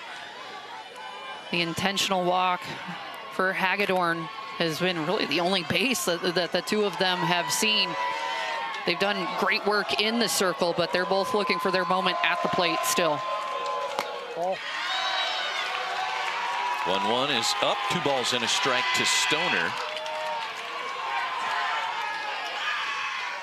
Stoner a pop out to Noreen at third, and a ground out to Smith at shortstop. Here's the 2-1, and a changeup stays up. 3 balls and a strike.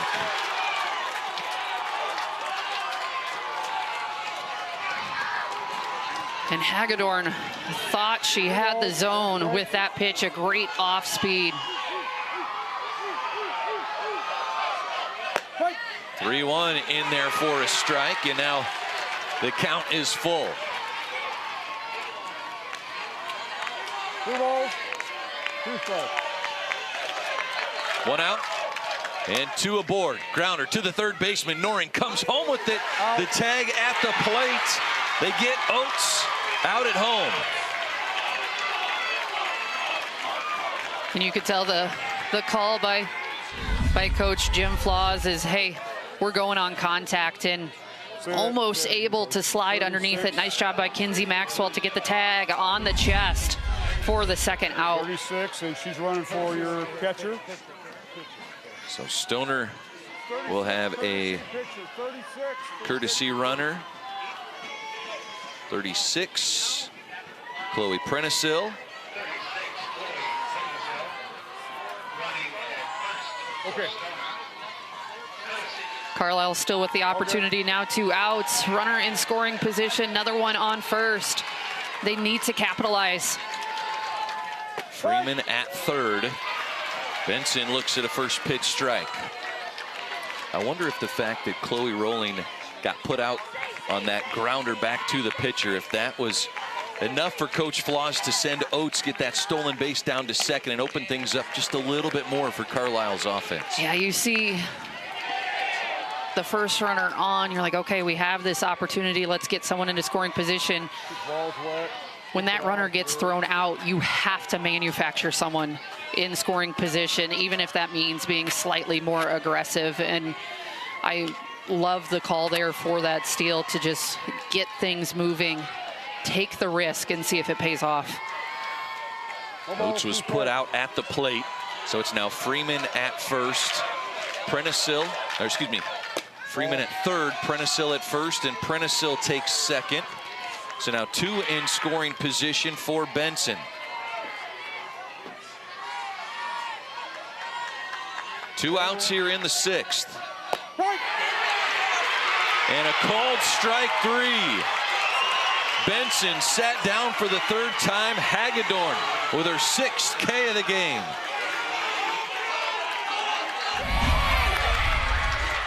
She was already in her glove, Coach. Yeah, I did. She's in her glove. They're not calling time there. They're not calling time there. Now that she's in her glove. When she's in her glove, she's ready to go. Nope. No. So here's a look at the high school sports championships that you will be able to see on Iowa PBS. We'll have volleyball coverage coming up in early November. Iowa high school football for the 2nd time coming up November 2026. Girls wrestling, boys wrestling. Then we hit the hardwood in March for girls basketball and boys basketball. All coming up on Iowa PBS and wherever you're watching tonight.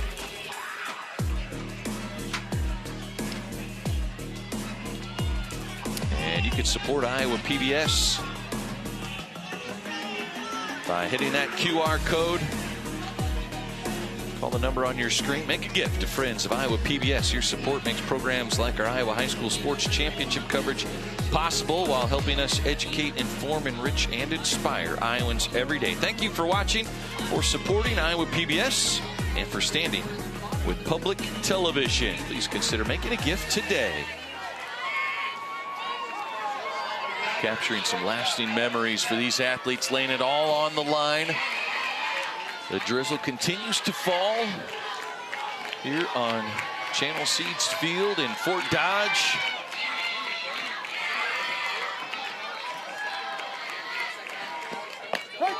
Nice pitch by Mally Stoner to start the bottom of the 6th inning. She goes outside corner.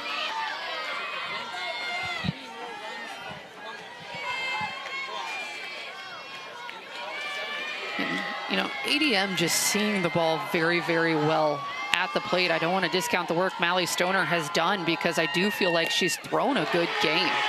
I mean, she's thrown to contact, but ADM has just done everything in their power to find gaps in this field and produce runs. Ellis Smith trying to get on base for the 2nd time today. Single up the middle, back in the 4th inning. 1 ball, 2 strikes. For Smith, the senior shortstop. Excuse me, sophomore. Excuse me, senior shortstop. Another grounder up the middle. This one is snagged by Stoner, and there's 1 away. Ella Smith gets that ball off the end of her bat. Mally Stoner able to field it cleanly. Gotta love a pitcher who can play their position well.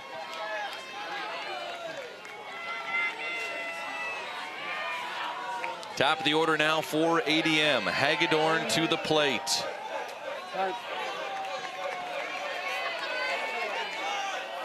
She reached on an error and scored a run in the first. Started the game with a rocket grounder to the left side of the infield that ended up in the left center fence. Sorry. Oh, I didn't hear you. I'm sorry. I did not hear that. We got time. Intentional walk. And they're going to intentionally walk Lauren Hagedorn for the second time tonight.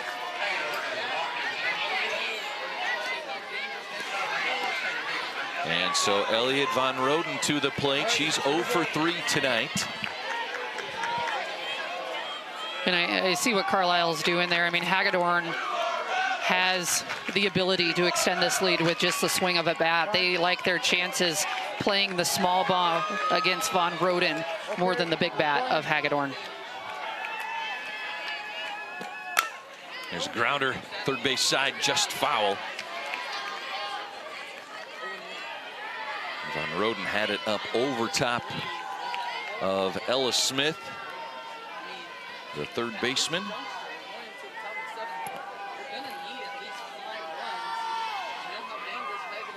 ADM trying to add to their lead here in the bottom of the 6th. Showing bunt, taking off for second, and thrown out at second is Hagedorn. And just like that, there's 2 away. And Hagedorn, right as she's thrown out at second base, head coach Lindsay Stanford pats herself on the chest saying, hey, that one's on me. Perfect execution on the stolen base. A great throw down by Claire Benson.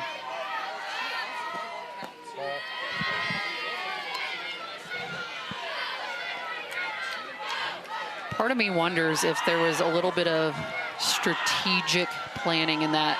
You look up, the rain is starting to come down harder.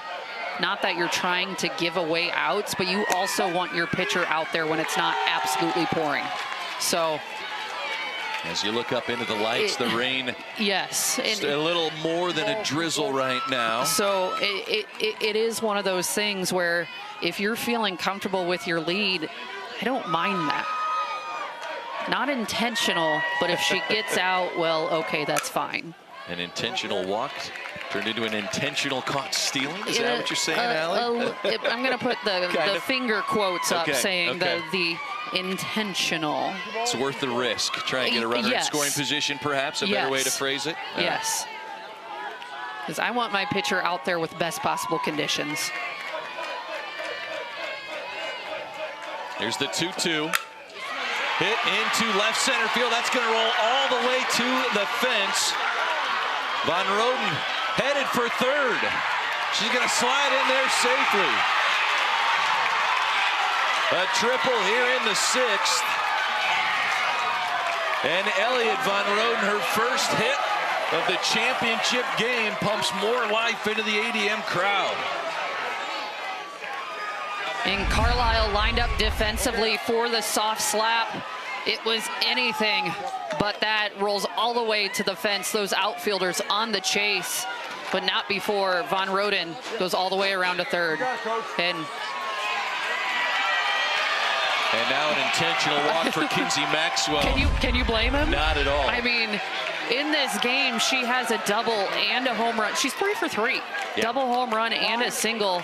I'm not pitching to that. I mean, everyone hit so hard. And then another intentional walk to Noring. Just to create the force. Yep. A little bit of some strategy coming out of the playbooks here in the 6th inning. And with 2 outs here, you're looking for a ground out. Noring with an RBI double in her last at bat in the 5th inning. I do want to pause, though. Pitlick. If Pitlick hits a double to the outfield, this game's over. You're absolutely right. Like the 8-run rule after 5 innings. They need to be careful while both coaches are trying to implement some strategy.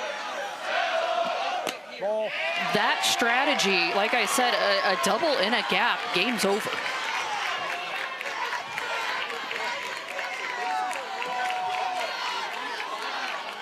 Center fielder Oates shifted towards right field. Here's the 1-0 from Stoner.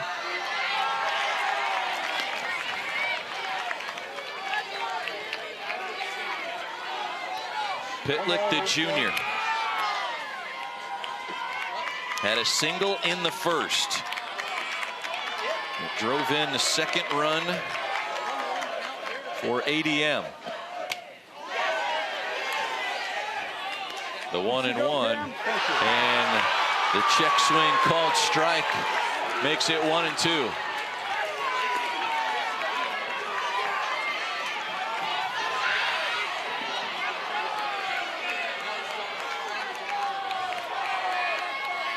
Big pitch coming from Stoner. Just missed. That one just down. You feel by the crowd reaction to every little thing happening, you would think this is a 4-3 ball game right now. I mean, both these teams want this so much. There's the delivery, Stoner to Pitlick. Check swing, the ball is up. They're going to check it again. No swing this time. The count runs full, 3-2.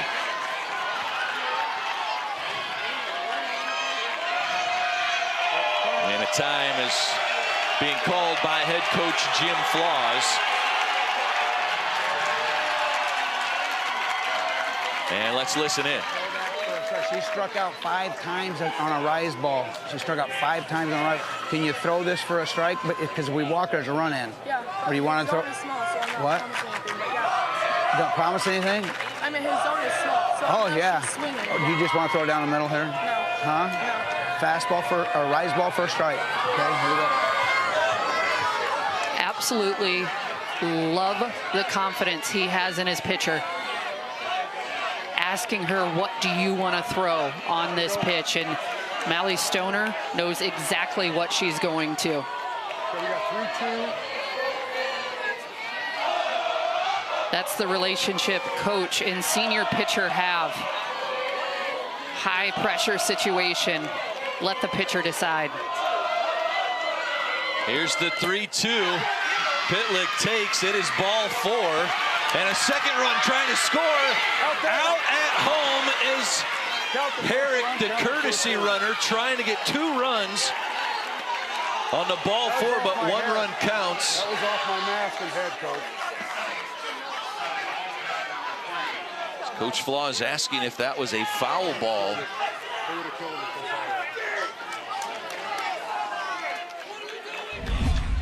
Take a look at this one.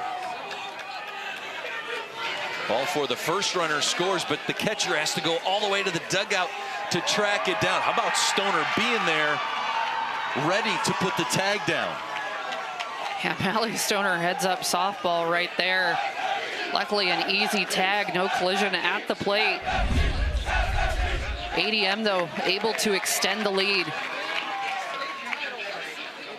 Now a 6-run lead for the Tigers.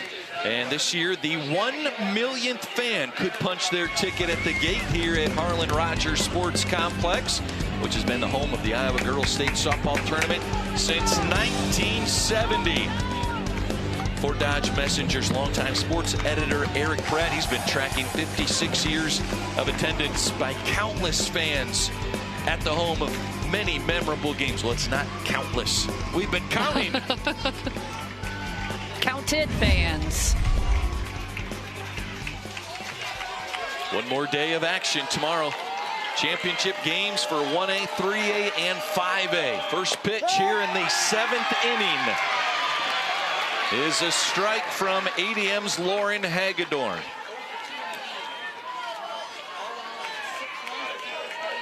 This Tigers team came into the state tournament thinking unfinished business, losing in the championship game in 2024 to this Carlisle Wildcats team. ADM looking for their first ever state softball title. Bowman, the batter for Carlisle, trying to start a rally. Estella Bowman up at the plate, playing first base this entire game. A phenomenal pitcher in her own right. Just a freshman. She is the future in the circle for this Carlisle Wildcats team. And you have to imagine she's going to be right back here in the circle. Called strike 3. Hagedorn gets the punch out, her 7th of the game. It is so close right now. ADM can taste it. Look at this pitch by Hagedorn. Inside corner, right at the thighs. Ella Smith looks at a first pitch strike. Smith, the senior, headed to Wartburg to play softball. Leads the team with home runs. Fouls that one back. No balls, 2 strikes. And Hagedorn in the circle, you could say whatever you want. Ice cold, throwing gas. All of those lines absolutely apply to her right now. This is her game to win.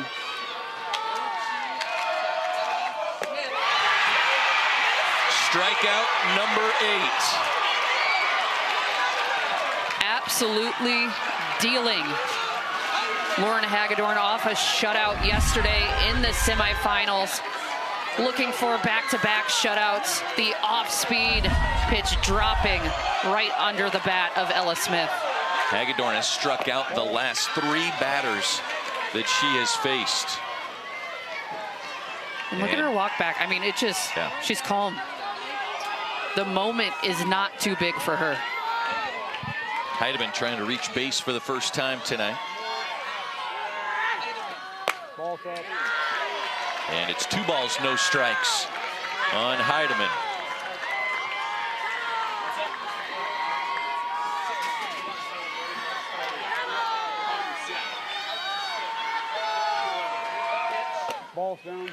That one misses low.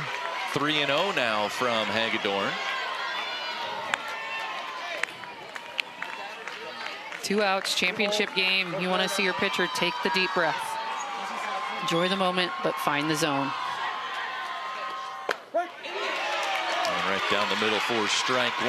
There was some craziness in 2024 when these 2 teams met in the championship game. A triple play, back and forth, lead changes, runners on in the final inning. Heidemann looks at strike 2, and the count is full. Carlisle down to their final strike.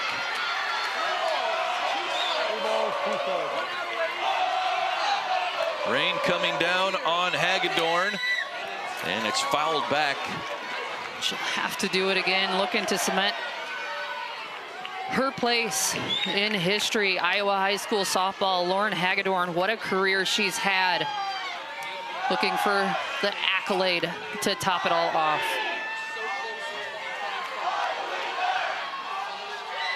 There's the full count pitch. And Heidemann chased it up, fouled it away.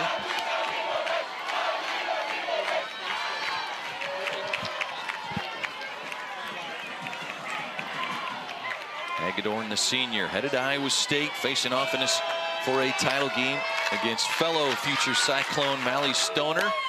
And that is ball 4. Heidemann earns Carlisle a base runner.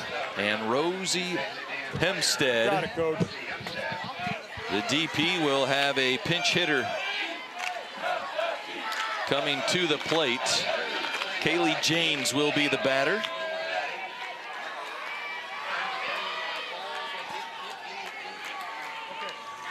Pinch hit here in the 7th for Hempstead.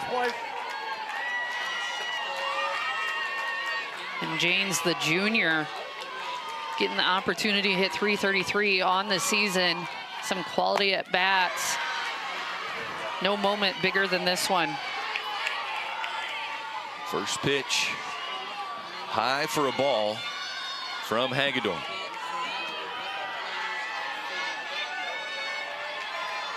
ADM 1 out away. Hagedorn just so good on the inside corner to these right-handed hitters.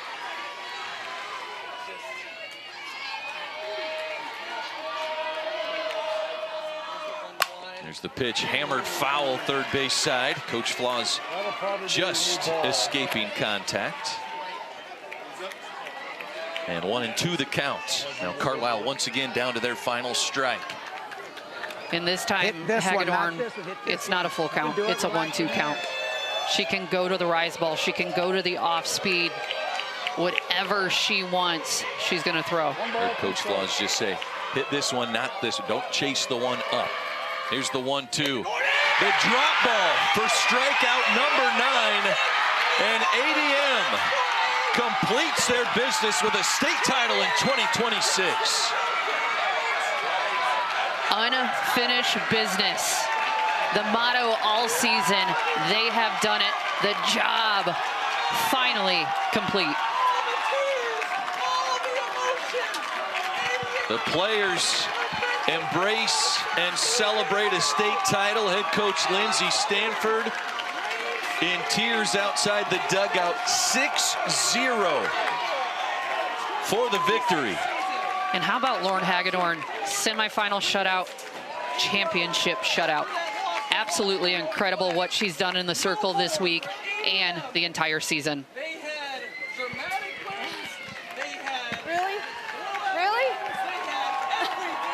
And it means an awful lot.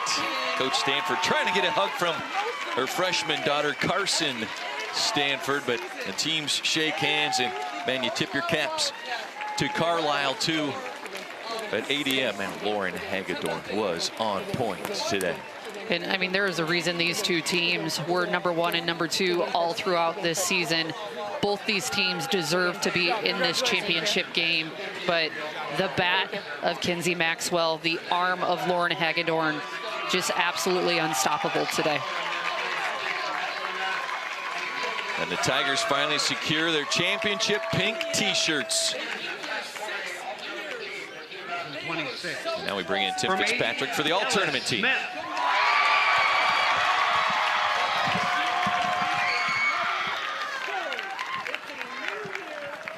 From Carlisle, Anaya Oates.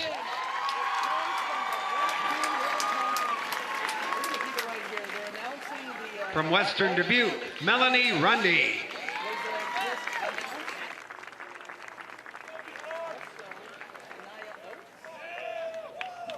From Western Dubuque, Carly Vogel.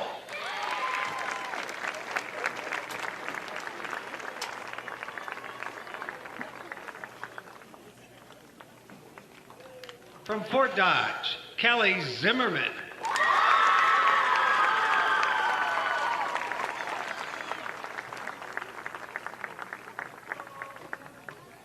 From Fort Dodge, Hope Allstocks.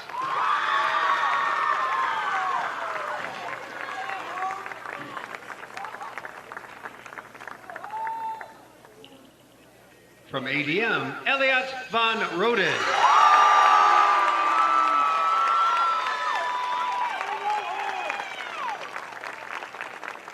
From Carlisle, Olivia Freeman.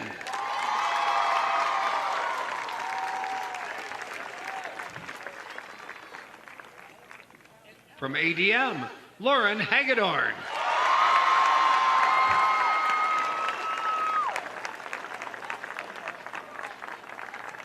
From Carlisle, Chloe Rowling.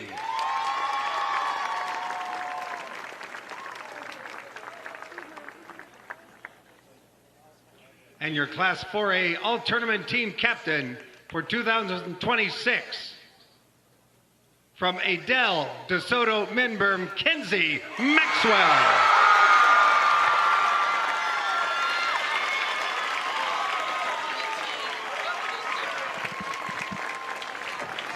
Kinsey Maxwell, the captain of the all-tournament team.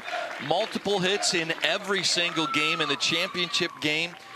2 for 2, RBI double, a home run, a single, scored 3 runs and was intentionally walked.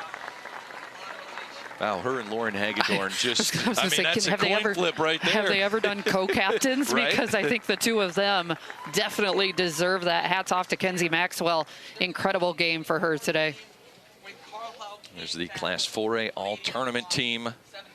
Fantastic ball being played this week here in Fort Dodge by those young ladies.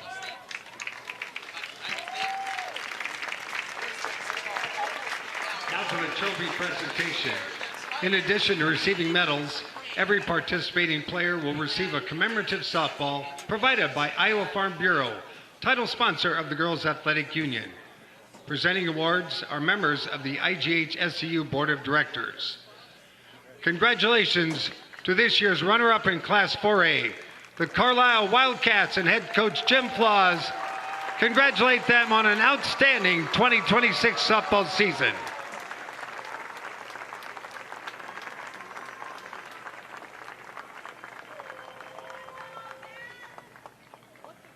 And your 2026 Class 4A state softball champions, the ADM Tigers and head coach Lindsay Stanford.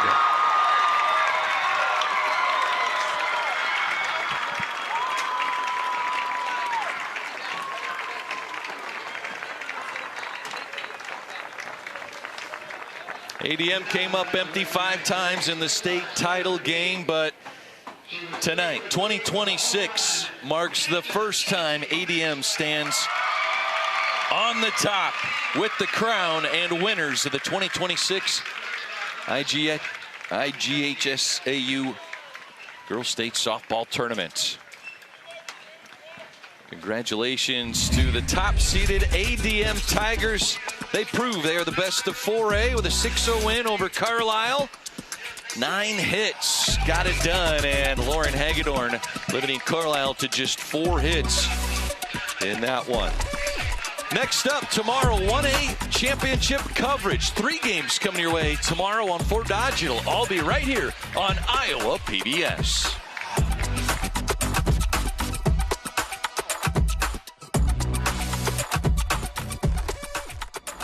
Funding provided by Pella Windows and Doors help bring your home to life. For more than 100 years, Pella has been dedicated to building a brighter future in Iowa communities. Pella Corporation is a proud supporter of Iowa PBS. Fareway Meat and Grocery. For more than 80 years, Fareway has been proud to be an active part of the communities we serve. Learn more at fareway.com. With our Iowa roots and Midwestern values, Farmers Mutual Hail is committed to offering innovative farm insurance for America's farmers, just as we have for 6 generations. Farmers Mutual Hail, America's crop insurance company. Musco Lighting is honored to support Iowa PBS. We're an Iowa company that lights local schools, community fields, and stadiums, arenas, and venues in more than 125 countries. While our reach is global, our commitment is local.